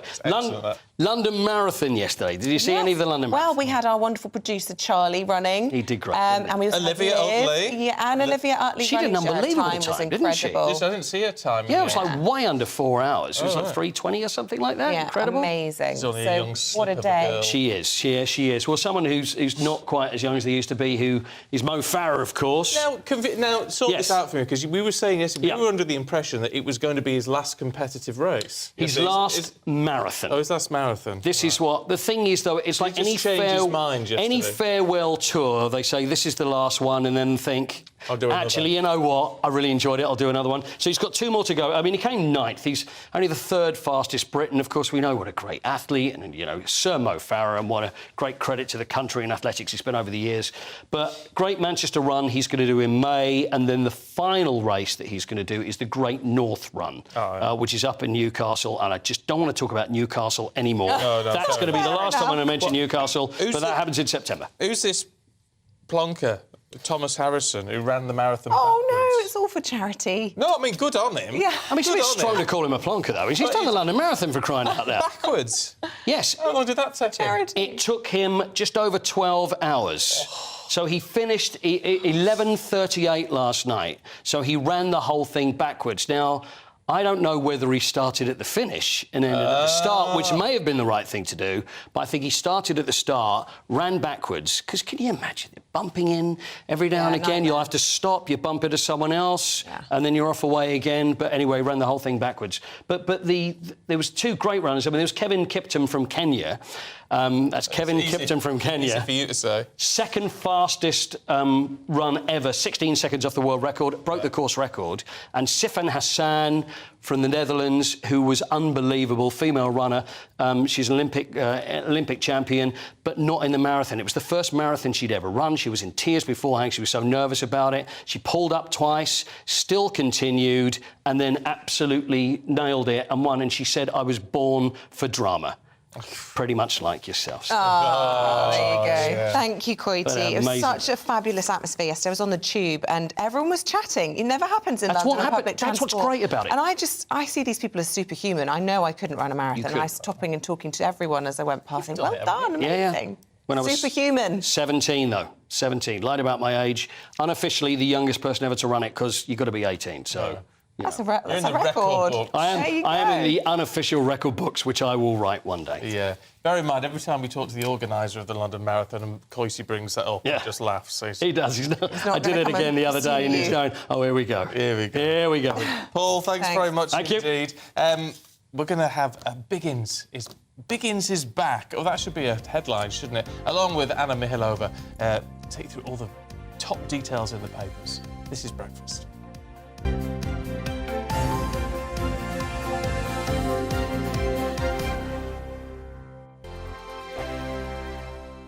Monday to Thursday nights on GB News. At 6, it's Dubes & Co. 7 o'clock, Farage. At 8, join Jacob Rees-Mogg. And at 9, Dan Wootton Tonight, followed by headliners on TV, radio and online. This is GB News. It's all about family, being in people's living rooms, all the interaction and getting to know who our viewers and listeners are. When I was young, my dad used to say, Nana, stop arguing. I wanted an outlet that would enable me to give my opinion. People are going through a really hard time right now, and I know that you don't feel like you're being listened to by the establishment. I came to GB News because it's the People's Channel, and I want the audience to have their say on the events of the day. We're dynamic. We do something different. Democracy shows that the wisdom of the nation is in its people. I get to travel to find out what the story is from a personal perspective. The British people aren't fools. We know when we're not being told the full story. We've got to work out how Britain moves forward from this. It's the best country in the world. The establishment had their chance. Now we're here to represent your views. Britain's watching. Britain's watching. Britain's watching. We're proud to be GB News. The People's Channel. Britain's news channel. Westminster is going around in ever-decreasing circles, followed by the media. Britain is broken. How on earth did we get into this mess? But more importantly, how do we get out of it. Join me at 7 p.m, Mondays to Thursdays on Farage. Here on GB News, we will have open, rational debate. We've got to work out how Britain moves forward from this. Join us here on GB News, the People's Channel. Britain is watching. I'm Jacob Rees-Mogg, the Member of Parliament for North East Somerset and a former government minister. For years, I've walked the corridors of power in both Westminster and the City of London. We need to have the arguments, the discussions on how we make it better. Crop failures, famine, war, suffering on a scale completely unimaginable. We are putting the cart before the horse. As Charles I said at the scaffold, he was the true defender of liberty. Yeah, I've completely derailed the conversation. Join me Monday to Thursday at 8 p.m. on GB News, Britain's news channel. GB News has its own late-night paper preview show, Headliners, where comedians take you through the next day's top news stories. You don't have to bother reading the newspaper, we've got it covered for you. Headliners, every night at 11 p.m. and repeated every morning at 5 a.m. We won't send you to sleep like some of the other paper review shows out there. GB News, the People's Channel, Britain's news channel. Join me, Camilla Tominey, on Sunday mornings from 9:30, taking the politicians to task and breaking out of SW1 to see how their decisions are affecting you across the UK. Bursting the Westminster bubble every Sunday morning, only on GB News, the People's Channel. Britain's watching. You've probably seen politicians interviewed 1,000 times, but we do it differently. We find out who they really are, we don't shout, we chat, and hopefully we bring a bit of light, not just heat. Did you know, Kate Moss? Apparently. Do you have a pair of jeans or a pair of jeans? No, of course I don't. What would I do with them? My friends are like, oh my God, what's she doing now? Join me every Sunday at 6 for Gloria Meets, only on GB News, the People's Channel, Britain's news channel.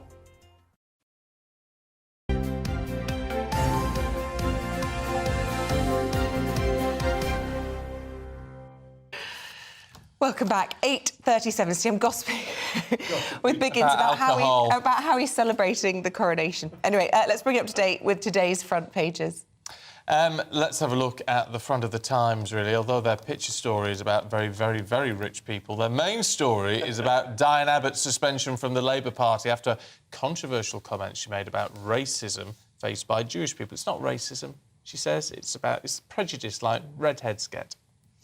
The Express says a daring SAS mission to Sudan has plucked British diplomats to safety. The Special Air Service joined the RAF and Royal Marines to rescue British citizens who were fighting raging around them. There's a picture of Rod Stewart. There he is. Give nurses a rise now, he demands. The Prime Minister should cough up, he says. And the Mail focuses on its own campaign. They want the government to scrap VAT for tourists to, quote, get Britain booming again. Let's see what the Star's got for us. It's all going to be marvellous, it says. The Coronation, that is, because we're going to have a burst of 4 heat waves and temperatures 26 degrees. Believe it when I see it. He'll be hot in that ermine or whatever he's got to wear, won't he? Oh, yeah, we're inside. Yeah, be fancy. Anyway, look, let's go through the papers one last time. This morning we've got Biggins and Anna Mikhailova joining us to do that. And Chris, let's start with you. Chris, Biggins, I feel weird calling you Chris. Certainly never want to do that again. You've chosen this in the Telegraph. A diner and an employee was killed as a signature flambe pizza caused Madrid restaurant fire. It's terrifying, absolutely terrifying. But mind you, you see the before picture of this restaurant where they've got these hanging plants, or they're probably plastic, I would think. They look like wisteria or something. And the signature dish was a flambe pizza. Now, you can imagine that coming in and catching... I mean, really, it was such a fire risk. And sadly, as you just said, a diner and an employee were killed. I mean, the after picture is just terrifying. I mean, I often wonder how these restaurants get away, because you go to restaurants and they do have these hanging things, plants. Increasingly, it seems to be these sort of fake flowers everywhere. I hate that. Yeah, dust. Dust magnets. Dust, absolutely. And also a fire hazard. Well, yeah. As you say, they're probably plastic. Yeah, I quite fancy the flambe pizza, mind you. But it is always a good reason to try and sit near the door. I always avoid sitting near the door because I get cold. Yeah. But actually, it's probably the safest place in a restaurant to be. Yeah, you don't want to be at the back by the bar, do you? No. Well, exactly. Well, the alcohol. It's an awful story. In the Telegraph, Anna, there's concern about how many houses are being sold in London. They're blaming landlords. The landlords are suffering here, I think you'll find. Well, the story is that landlords are selling up because, in huge numbers, because they're being doubly squeezed by mortgages hiked and also taxes that have been brought in over the last few years, particularly under George Osborne. And now that they're saying that a quarter of all homes for sale in London are being sold by landlords. And while a lot of people read that and go, well, boo-hoo, we hate landlords, actually, it is a really important story because the knock-on effect will mean rents will rise. This is happening in London now. It's already happened in Manchester, and it's caused, and other cities, but in Manchester, for example, it's caused a massive hike in rents because as landlords sell up, because they just cannot frankly, afford to be landlords anymore because they're not making any profit. It means that there are fewer properties to rent and... But doesn't it mean there are more properties... With more properties on the market, shouldn't that then bring the prices down to allow people to buy instead of rent? It's a good point, but I think the problem with London, that might be the case in other places, but the problem with London is prices are already so absurdly high and it's now getting even harder and harder to qualify for a mortgage to be able to afford them, that effect will probably be minimal. And also you're taxed out of all proportion, you know, if you have a property. There are so many different things you have to pay for. You know, and obviously, quite rightly too, you know, you have to be safe to have these. But it's not as it was years ago. It is now a liability, and which is a real problem. Well, it does all just get... I mean, at the end of the day, it gets piled onto the tenant, doesn't it? Of course it does. Of course. And it's a real problem because in the absence of building more houses, you do need landlords to provide that. Yeah, absolutely. Biggins, let's talk about the marathon. The Mirror calling it wonderful.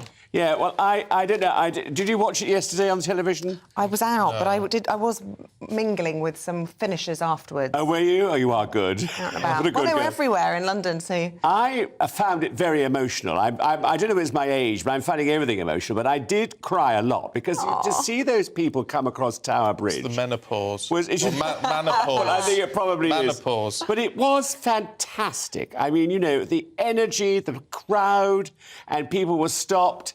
And, you know, and talking about how they were getting through it, and people, you know, they really made a huge effort. I think it was one... And, of course, the amount of money that was raised...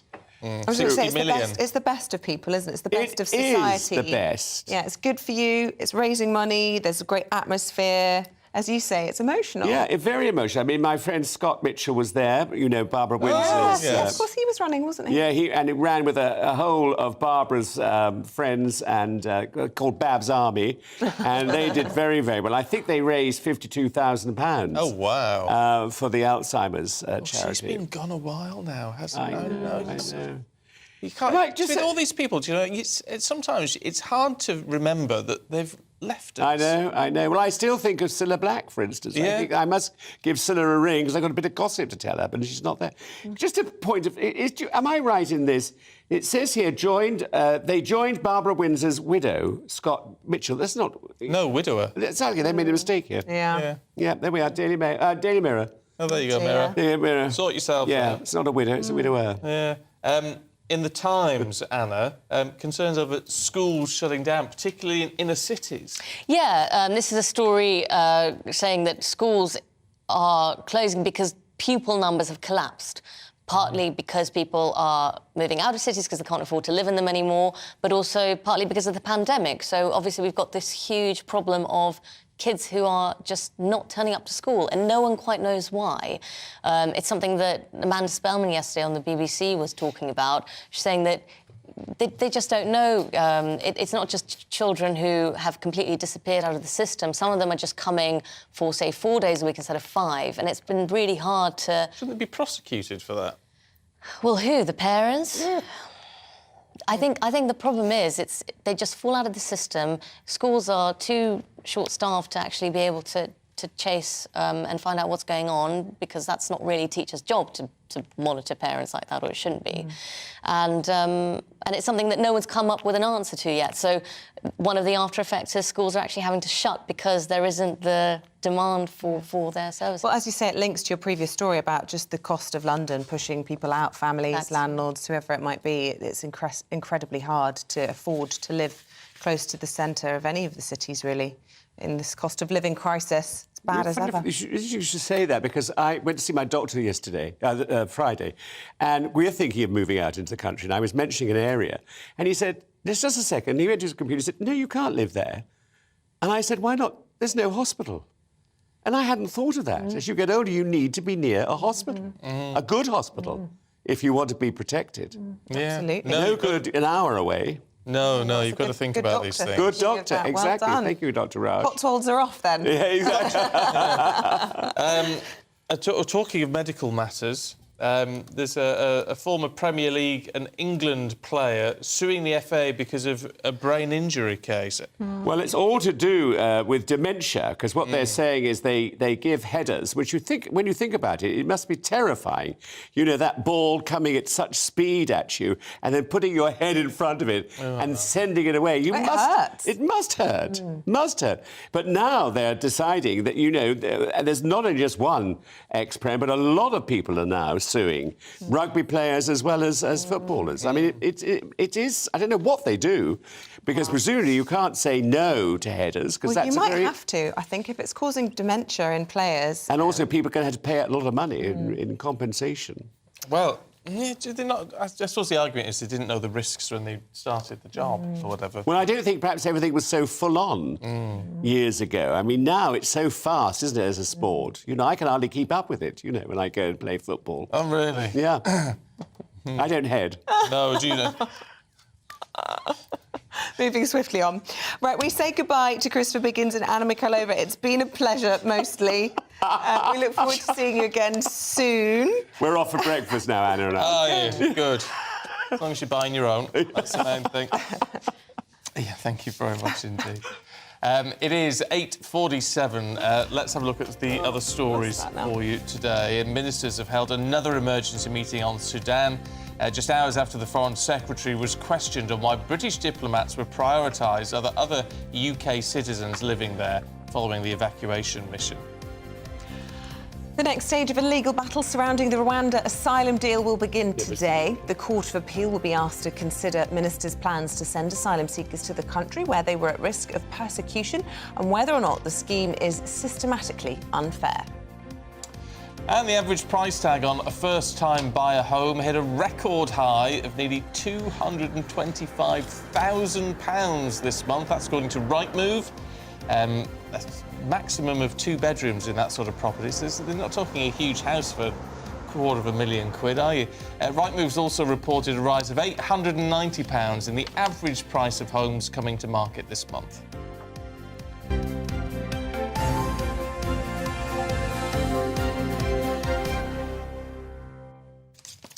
We've been speaking about AI technology lots over the last month or so, and it comes across, well, all of our lives, really, from whether it's school essays, the world of dating, but it's now making moves in the fashion industry, and some brands are turning to custom models to increase representation in size, skin tone and age. Yeah, I mean... Where do you start? I mean, I don't know, it's baffling, isn't it? Well, let's talk to someone involved in all of this, should we? Co-founder of an AI model agency, Luca Arrigo. Luca, really good to see you this morning. Why use AI? Why do these companies not just, you know, hire different coloured models, different size models, fatter models? Yes, so at the moment, people are using AI for two main ways.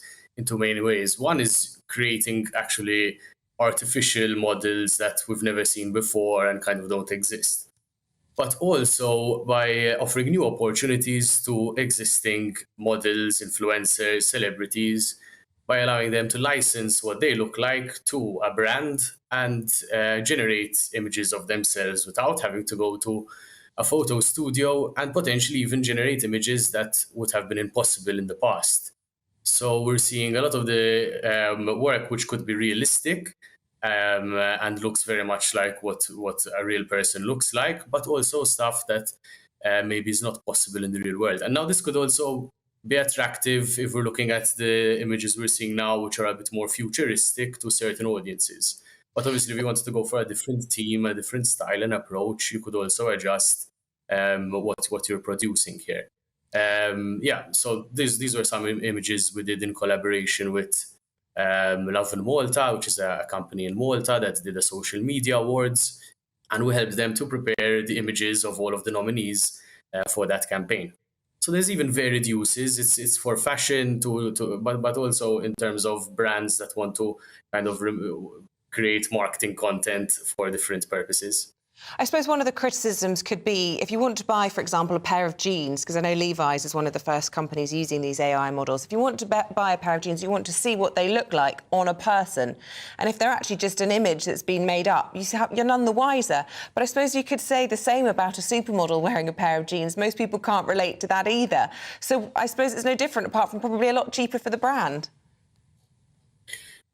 Correct. And obviously, depending which tool you're using, you can achieve different goals. So if you're looking to, as a fashion brand, give your customers a chance to try on the fashion, that's one type of AI that you could use, one type of AI tool that you could create. However, if your purpose is not for users to try on, it's for a different reason, you would have other tools out there. We've heard about all of these: Mid-Journey, Stable Diffusion. There's even some tools built by well-known entrepreneurs such as Peter Level's Photo AI.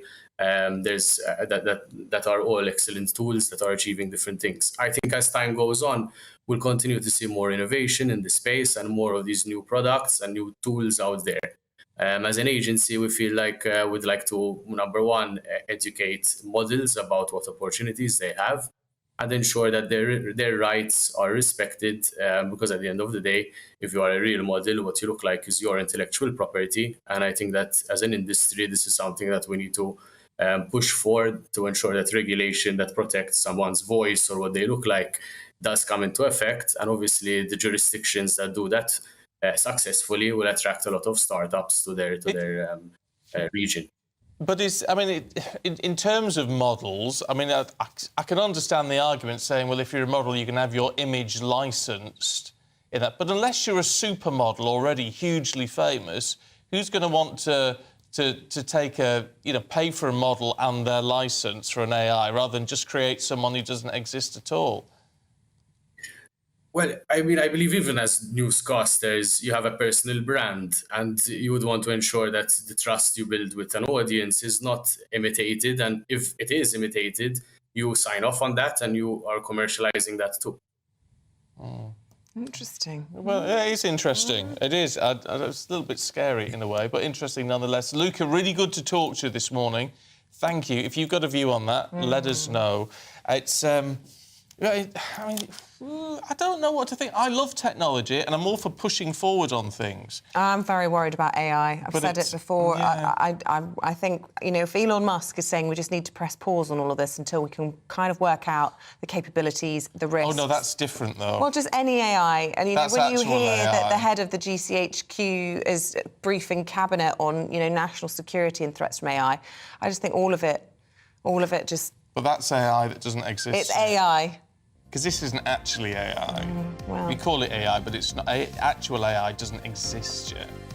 But anyway, what does exist is the Labour Party, but Diane Abbott, well, she's still a member of the Labour Party, but she's not a Labour MP at the moment. We're going to talk to Labour about that racism row. Hello there, very good morning to you. I'm Jonathan Vautry here with your latest weather update from the Met Office.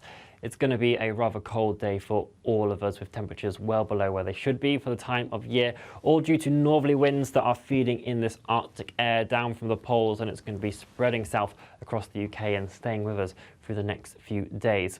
So we'll see snow over the higher ground of Scotland, even to some lower levels as well. A wintry mixture for some of the showers that are pushed into northeast England as well. Longer spells of rain for Wales into central southern areas of England. These could be heavy at times, perhaps with the odd rumble of thunder in the mixture as well, and generally quite cloudy across the southern half of the UK, but some sunnier spells in between those showers in the north. As I said, though, feeling cold for all of us, particularly if you are stuck underneath the cloud here or exposed to the wind across eastern coastlines, which will be quite blustery throughout the whole day. Into Monday evening, this rain will continue to push its way southwards, so it will be quite damp end to the day for southeast England, but clearing its way off and widespread clear skies developing behind that, and that is going to allow those temperatures to really drop off tonight. much more of a widespread frost developing. So if you do have any tender plants outside, it could be worth bringing them inside. Quite a cold start to Tuesday morning, but there'll also be a good amount of sunshine because of those clear skies. The cloud will bubble up a bit more into the afternoon, and there's still some showers to contend with across the far north of Scotland. Again, still wintry, but the winds will also be easing down here throughout the day, and generally it should feel like a much more pleasant day compared to Monday, even if temperatures are still below where they should be for the time of year. Highs of 12 degrees across the far south of England. Still some sunshine as we head into the evening, but the cloud and outbreaks of rain will return as we head towards the middle part of the week. But that could allow our temperatures just to climb up ever so slightly as well. Otherwise, enjoy the rest of your day. Bye-bye.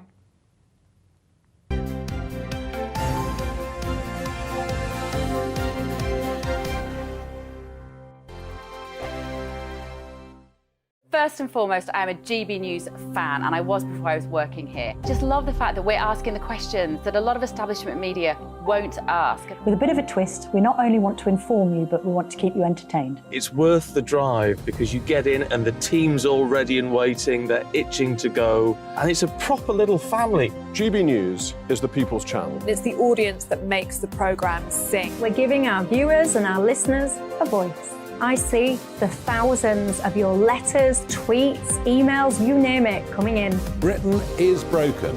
How on earth did we get into this mess? But more importantly, how do we get out of it? The establishment had their chance. Now we're here to represent you. It's time for something different. It's time for GB News. I'm very patriotic. I believe in Britain. Our best days lie ahead. Britain's watching. Britain's watching. Join us here on GB News. The People's Channel. Britain's news channel.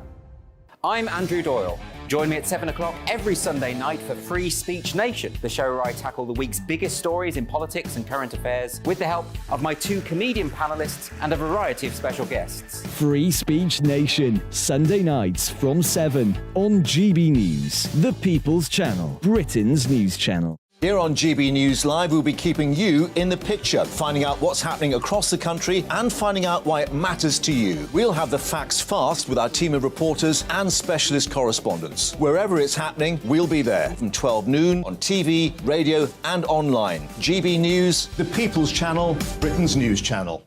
Here on GB News, we're starting the conversation and having the debate that the establishment won't have. No one will be cancelled. Join me at 4 p.m. every Saturday and Sunday. We'll be discussing all the big topics of the weekend. Oh, get cracking! Always honest, always fun. Only on GB News, Britain's news channel. So Jubes and Kerr, we tackle the issues of the day with real robust debate, both sides of the fence, battling it out with me in the middle with my forthright opinions and views, and often really interesting things happen because you start with a position and then by the end of the debate you find actually, well, I might not have thought about that one. What we need in this country is 2 new political parties. You should maybe think about doing a 2024 calendar. I'm Michelle Dewberry and I'm keeping you company right through until 7 o'clock this evening. GB News, the People's Channel, Britain's watching. I'm Simon Evans. Join me on GB News for Headliners at 11 p.m. What's the scoop? I'll be joined by 2 of the country's top comedians. That's right. As we take a look at tomorrow's newspapers tonight. We're going to get into trouble. If it's a big story, we'll be covering it. Spill some tea on him. There we go. But we'll also have some fun. I wouldn't stick up a bank. My father didn't love me. So anyway. Headliners every night from 11 on GB News, the People's Channel, Britain's news channel. Saturday nights on GB News. From 6 p.m, I'll give you my unique take on the world today. Then at 7, it's me, Calvin Robinson, with my Common Sense Crusade. New to GB News is the Saturday 5. 5 times the opinion. Join us every Saturday from 8 p.m. as we debate the week's stories. With us 4, plus a special guest. And at 9, of course, it's Mark Dolan Tonight. Saturday nights on GB News, the People's Channel, Britain's news channel.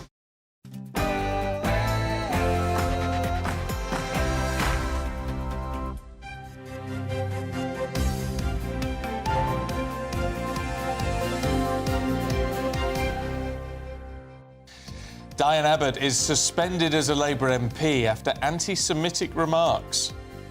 A very good morning to you. It is 9 o'clock. It's Monday, the 24th of April. This is Breakfast on GB News with Stephen and Isabel. Here's what's leading the news for you today. Former Shadow Home Secretary Diane Abbott has apologised for anguish caused after suggesting Jewish people don't face racism. The Labour Party have condemned her comments, saying they were deeply offensive and wrong. We're talking to the Shadow Chief Secretary to the Treasury, Pat McFadden, in just a couple of minutes. The government's plan to deport illegal migrants to Rwanda will face its biggest hurdles so far today. The Court of Appeal will begin its first day of legal arguments against the policy later this morning. British citizens trapped in Sudan have accused the government of abandoning them. It follows what the PM described as a rapid and complex evacuation of diplomats and their families from Khartoum amid an escalation of violence in the country. We spoke to the chair of the Defence Select Committee, Tobias Elwood. What we require is a clear-cut plan as to how to get British passport holders out. If that plan does not emerge today, then individuals will then lose faith and then start making their own way back. And after a weekend of high-profile protests across the capital, environmental group Extinction Rebellion have given the government till 5 p.m. today to agree to their demands on climate change. The organisation says if they don't get a response, they'll build an unprecedented coalition and step up campaigning in the weeks and months ahead. Well, you may have a view on that. If you do, get in touch. Lots to talk about this morning. You know how to talk to us, so we can talk back to you. GB Views at gbnews.uk.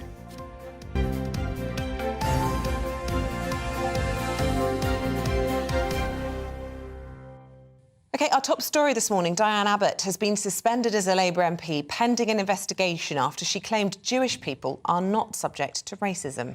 Yes, in a letter to The Observer, the former Shadow Home Secretary said Jewish people experience prejudice like the Irish or people with red hair, but not racism. Well, we've been to Diane Abbott's constituency of North Hackney in London and asked people there if they were sad to see her suspended and what they made of her comments. Good. About time too. I actually didn't read what she said, to be honest, but just hearing anything about Diane Abbott going is a blessing as far as I'm concerned. So you're not a fan? No, I'm not a fan. I can't really say they experience racism because they are by themselves. They don't really interact with people. But at the same time, they can still experience it or not. I don't know. Yeah. No, they shouldn't do that. Yeah. That's not a racism comment. She's only saying some things about how she feels about it. Yes, I think it was a very silly comment to make, not going to lie. I think a lot of people in Hackney are disappointed. She's been an MP and representing Hackney for a very long time, so the decision of the Labour Party to suspend her, I think, is a fair one. What do you think about all of that? GB Views at gbnews.uk. Let's get the views of columnist and parliamentary sketch writer Madeline Grant, who's here. Good to see you. Morning. I mean, when you look at actually what was said, I mean, yes, she's apologised, sort of. It just seems extraordinary. Yeah, I mean, isn't it? It really speaks to the rottenness that was at the heart of the Labour Party and continues to be so during the time of when Jeremy Corbyn was in charge. You know, having gone so far down the kind of the rabbit hole of identity politics, you come out with an understanding that Jewish people cannot experience racism in the same way. And it's the kind of thought process. I actually agree very much with the lady from the vox-pop who said that in some cases these people are not out there talking to ordinary members of the public, because this is a kind of a totally kind of identitarian worldview that has no bearing on reality. Well, Madeline, we'll come back to you, but we're going to speak to Labour about this very issue now, because we are joined by the Shadow Chief Secretary to the Treasury, Pat McFadden. Good morning to you. I mean, it is indefensible, but I suppose the question on a lot of people's minds is, if she thought those words and she wrote them in an email, even if she's retracted her comments, is that enough? Well, you know, I was deeply saddened to see what she wrote yesterday. When it comes to a discussion of this issue of race and racism and the history of racism, you can't have a hierarchy of victimhood. And completely obvious and undeniable that Jewish people, for example, throughout history have been subject to terrible racism. So it doesn't represent the worldview of the Labour Party. I'm very sad that she said it, and I think that the Chief Whip and the party leader had no option but to take the action to suspend her that they took yesterday. Well, look, Keir Starmer's told us repeatedly, after all the problems that you've had in the past, that the Labour Party was now clear of these issues and it's a party people could trust in on these issues. Clearly, he's been wrong on that. How does he move forward now? Does she need to be thrown out of the party? Well, I think he's genuine about that. I mean, when he became party leader 3 years ago, it was obvious to all of us that you couldn't just have the same worldview, the same policies, the same culture, but a different person in a different suit. That wasn't going to work. You needed top to bottom change. And if you look, for example, at Keir Starmer's statements in the past 3 years, and in particular at his response to the Equality and Human Rights Commission report just a couple of months ago, it's clear that he's genuine about wanting to turn the page on that. So I think he will make sure that the culture change that is needed happens. That's why the action that was taken yesterday took place, and I'm sure that will underline what he and the Chief Whip do in the future. Your party was placed recently into special measures. I know it recently came out, but Greg Hand says that Labour shows they haven't really changed since all of this. No, I reject that. I mean, we came out of special measures because we had changed, and we have changed. But change is not an overnight one-act thing. It's an ongoing process, and I think that we need to keep on changing to make sure that when we get to the next election, we're offering not just a different leader, but a different worldview, a different policy platform, one much more in tune with the needs of today, the challenges facing the country in the 21st century, and the views of our voters and potential voters. And we've made a lot of progress on that in the last few years, but of course we're going to keep on going in that direction. OK, well, you head in that direction, great. Can you do that if you have people like Diane Abbott, with the views she's expressed, being a member of the Labour Party? You got rid of Jeremy Corbyn. Well, look, who's a member and who's not, I don't get to decide that. But let me give you this example of the kind of action I mean by changing the worldview. When Russia invaded Ukraine, a number of MPs wanted to sign a letter which was basically equivocating on this and taking what you might call the traditional Stop the War coalition, which is really about stopping the West, view of the world. And Keir Starmer told them, you can either sign up to statements like that or you can be a Labour MP, but you can't be both. Yeah. And he made it very, very clear at the time, and I think that underlines his view on these things. Yeah, OK. Look, I know it's difficult, because I know you will say, well, look, I can't speak for the Labour Party in terms of what will happen with this investigation now and this hearing that Diane Abbott will go through. She's been suspended as a Labour MP, but she's still a member of the Labour Party. Yeah. In your own personal view, I mean, just you, Pat, should she go? Honestly, it's not a decision for me who's a member or who's a candidate. I know it's not. That is decided by the Chief Whip and the leader. Yeah, I know. Well, I'm not asking you to sort of decide what should happen to him. I'm just thinking what you think. I mean, you must have an opinion. Look, I think my views on these matters are pretty clear, and have been clear for some years. I didn't hold with the worldview that Jeremy Corbyn held when he was leader. I lost my frontbench job over that. I called it out quite clearly when I was a backbench Labour MP. I'm pleased with the position that we are in today on worldview, for example, on Russia and Ukraine, where Keir Starmer's made clear we support Ukraine, we support our fellow democracies, we stand behind NATO. We remember where the party that founded NATO, the post-war Labour government headed by Clement Attlee, that's the Labour tradition I represent. Yeah. That's my views. I think there's no secret about them.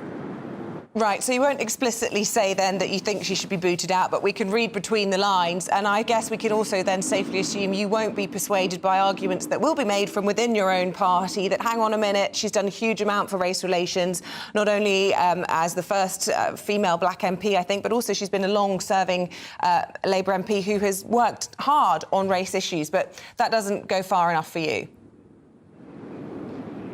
Well, look, it's definitely true that Diane Abbott's been subject to the most appalling racism herself. And she was a pioneer when she was elected in 1987, the first black woman to be elected, and she's suffered terrible abuse over the years.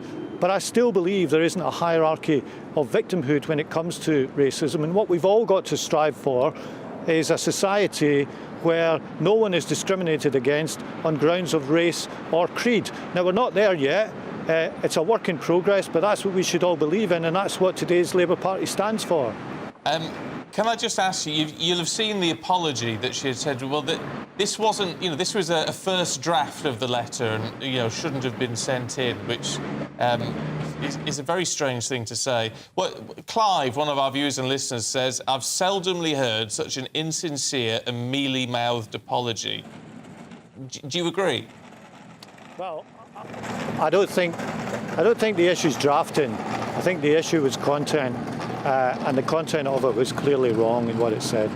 So it was a mealy-mouthed apology. You don't believe that apology then?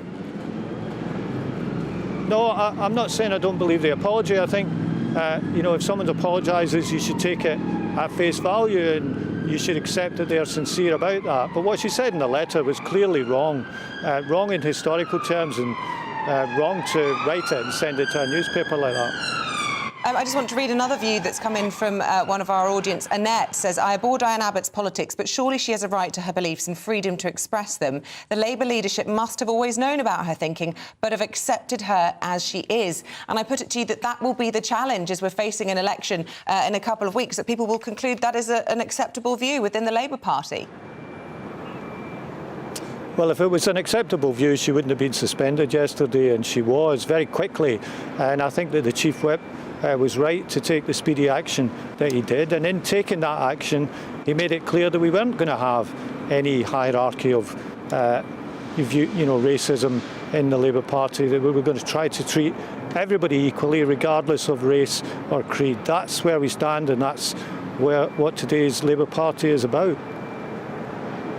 OK, Pat McFadden, really appreciate you talking to us about this morning. Thank you very much indeed. Just a quick word from Madeline Grant once again. What do you make of all of that? Well, I think Pat McFadden was about as unequivocal as it's possible to be there. It's possible, perhaps, that there is some way back for Diane Abbott. Recently, the MP Rupert Huck, who made some very inflammatory comments about Kwasi Kwarteng at the Tory party conference last year, she had the whip restored. But I suspect that this presents a real opportunity to kill two birds with one stone. Diane Abbott and various of the other Corbyn-aligned MPs have continued to be a thorn in the side for Keir Starmer in his attempts to rehabilitate his party. This gives him the opportunity to remove from his party someone who's consistently been a liability, and also to show that they are now extremely tough on anti-Semitism, having just a few years ago been campaigning to make Diane Abbott Home Secretary. Yes, that's the thing. OK, right. For now, thank you very much, and we'll catch up with you in just a few minutes. Right, the time is 9:14, just gone. Let's bring you up to date with the rest of today's top stories. Ministers have held another emergency meeting on the conflict in Sudan just hours after the Foreign Secretary was questioned on why British diplomats were prioritised over other Sudan-based UK citizens following an evacuation mission. Hamza Yousaf will meet Prime Minister Rishi Sunak in person later this evening for the first time since he became Scotland's First Minister. Mr Yousaf will also meet with the London Mayor and ambassadors of Germany and Ukraine. And Sir Rod Stewart has said he supports NHS staff going on strike, and also that he wants to pay for more countrywide MRI scans. In February, he paid for a day of scans after showing up at a mobile scanning unit at his local hospital in Essex.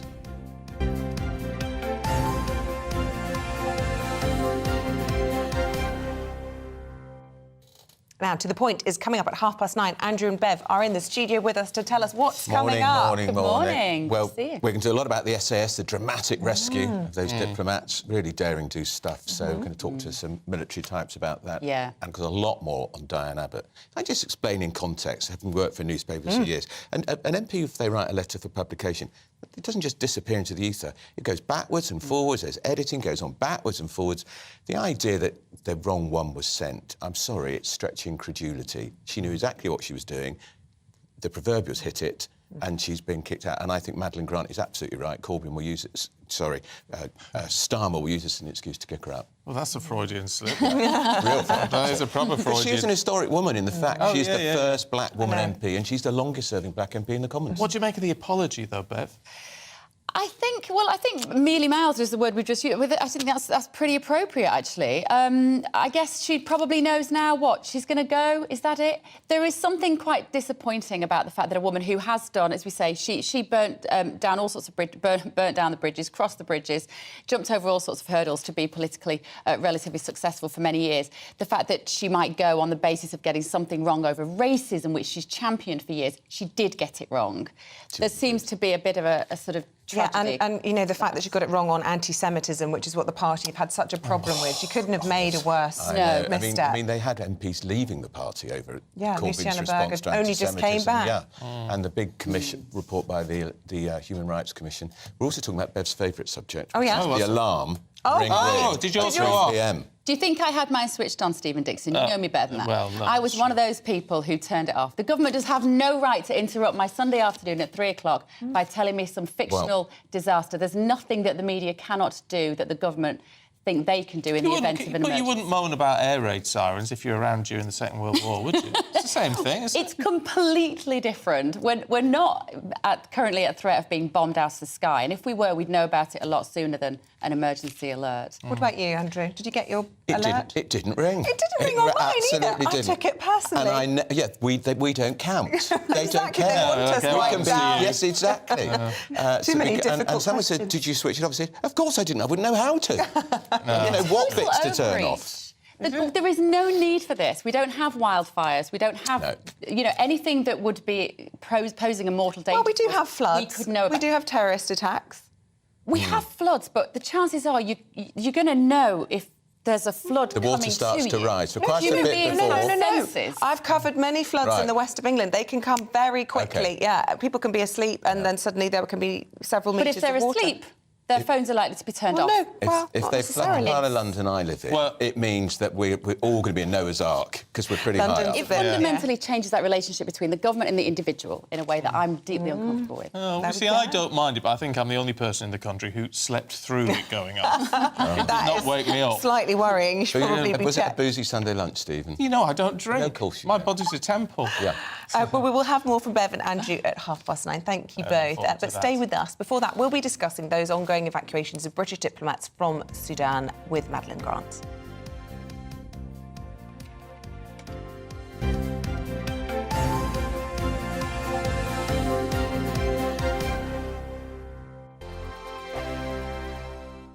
I joined GB News because I was sick and tired of not hearing my views being represented, not just mine, but so many people that I knew and spoke to. I just couldn't get my voice out there. I couldn't say anything, I couldn't do anything. Whatever the narrative was, I kind of had to follow it. GB News is there to provide a voice for those who have been ignored by the establishment media. We think different things, we've got a different style. GB News is here to be optimistic and positive about the future. It's real kind of dynamic and flowing, with the audience very much at the heart of it, like a big family. Here at GB News, we talk about the things that matter to you. Hearing the voices from right across our towns and cities, especially our towns. All sides of the argument represented with a heavy dose of opinion. We're on a mission here to make a difference. And the GB News family really is here for you, and whatever time of day you can watch or listen. Britain's watching. Britain's watching. We're proud to be GB News. The People's Channel. Britain's news channel. Monday to Thursday, 9 p.m. till 11 p.m. Join me, Dan Wootton. I'll bring you the sharpest takes and hottest debates. Do you not believe in prison? I don't believe in prisons. I'm completely Right. stunned. I guarantee you there'll be no spin, no bias, no censorship. I actually was personally quite offended by it. And no reason to go to bed. So I guess they've always been quite woke. That's Dan Wootton Tonight on TV, radio and online. Monday to Thursday from 9 p.m. till 11 p.m. on GB News. The People's Channel, Britain's news channel. Start the day with GB News. We catch up on all the big stories you didn't hear the night before. And take a look at what the world's talking about this morning. That's right, Monday to Thursdays from 6 o'clock. It's Breakfast with Eamonn and Isabel. Straight after breakfast, join us, Bev Turner and Andrew Pearce. We're going to take you through till noon. We'll be tackling the big topics of the day, including the things that the other channels just won't talk about. If it's happening here. Wake up to mornings on GB News. The People's Channel. Britain's news channel. New to GB News is the Saturday 5. Join us every Saturday from 8 p.m. as we debate the week's stories. Right, folks, that was a spicy one, wasn't it? With us four, plus a special guest. Sometimes she has to stick her foot in it. Sometimes she has to say things as they are. Sometimes I think we should keep the refugees and send the pensioners to Rwanda. Then we'd be in a much better state. Well, Benjamin, that is... The Saturday 5. Saturday nights from 8. Only on GB News, the People's Channel. Britain's news channel. Join us every night on GB News at 11 p.m. for Headliners, which is 3 top comedians going through the next day's news stories, which is exactly what you need, because when the establishment has gone crazy, you need some craziness to make sense of it. So join us 11 p.m. every night on GB News, the People's Channel, Britain's news channel. Join me, Patrick Christie's Monday to Friday, 3 till 6. We tackle the day's news agenda like you've never seen before. It's high tempo, high octane, the most controversial topics and the best guests. You will not be able to take your eyes and ears off it. I'm not afraid to ask the questions that you really want answered. 3 till 6 p.m. Monday to Friday on GB News, the People's Channel, Britain's news channel. Every Sunday from 11. Join Michael Portillo. There'll be topical discussion, looking at the week before and the week to come. So kick back and relax at 11 a.m. on Sundays on GB News with me, Michael Portillo. GB News, the People's Channel, Britain's news channel.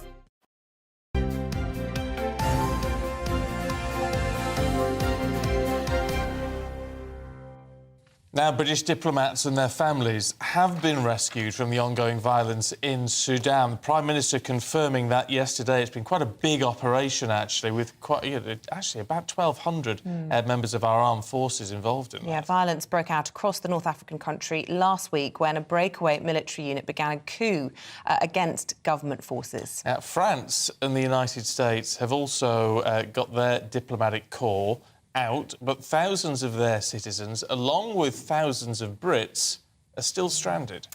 Well, I'm pleased to say that the parliamentary sketchwriter and columnist for the Daily Telegraph, Madeleine Grant, is still in the studio with us. And Madeleine, we're not really clear how many British citizens are in that East African country, but we think perhaps as many as 4,000. And reports that we're getting from people on the ground there are that they feel abandoned. They feel as though this evacuation's been fairly feeble, despite, you know, a military success in terms of getting the diplomats out. But it's left lots of British people with nowhere to go or nowhere to turn. It must be absolutely terrifying. And there's also widespread reports that the internet and the other forms of communication have gone down, meaning that even if the Foreign Office were, sending advice and so forth, it might not even be getting to the relevant people. It must be truly terrifying. I can sort of understand why the diplomats were evacuated first, because it was said that there were many reports of attacks on other diplomats from other countries, and all the other countries seem to have done the same thing of evacuating their diplomats first. Much more of a target on their back. Yes, exactly. And there was the EU's top humanitarian official in Sudan was actually shot.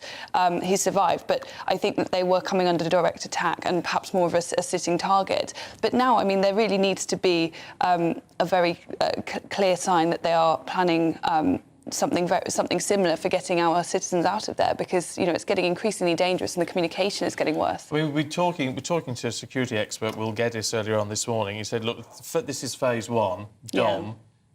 Phase 2, we're going to get a statement to that. Phase 2 is now critical in all of this, but it's a much more complex thing to do, isn't it? Oh yeah, absolutely, because firstly you might not be able to communicate with everyone and they may be scattered across the country, and also getting them to some kind of, what some countries have been doing is evacuating people from airstrips outside of Khartoum, but the difficulty of getting yourself there, getting past checkpoints, braving the potentially the dangerous journey to get to the airstrip in the first place, and for everyone to coordinate at the same time when communication is inherently difficult is an additional challenge. And it's such a multifaceted issue because it's not just about those British citizens who obviously are entitled to support from the embassy, but also if there is instability in Sudan, which it seems to have escalated now to sort of declining situation, you end up having more people trying to illegally get into this country. You see this wave of people trying to cross the channel, which whether it's in a week's time, a month's time or a few months' time, it does have a knock-on in terms of a lot of the other problems that we're facing here. Of course it does, and it's,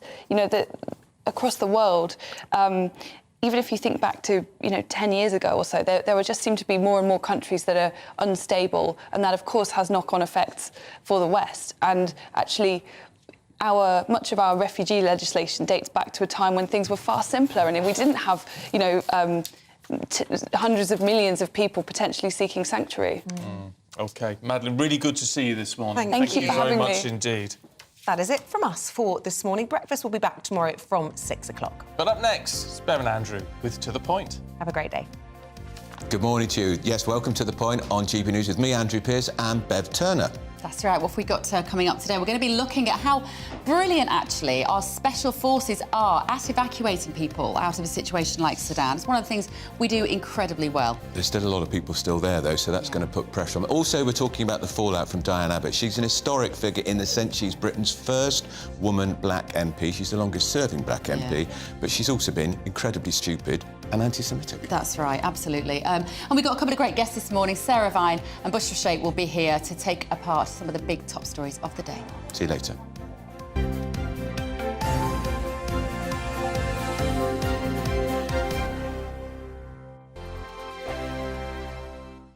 Monday to Thursday nights on GB News. At 6, it's Dubes & Co. 7 o'clock, Farage. At 8, join Jacob Rees-Mogg. And at 9, Dan Wootton Tonight, followed by Headliners. On TV, radio and online. This is GB News. It's all about family, being in people's living rooms, all the interaction and getting to know who our viewers and listeners are. When I was young, my dad used to say, "No, stop arguing." I wanted an outlet.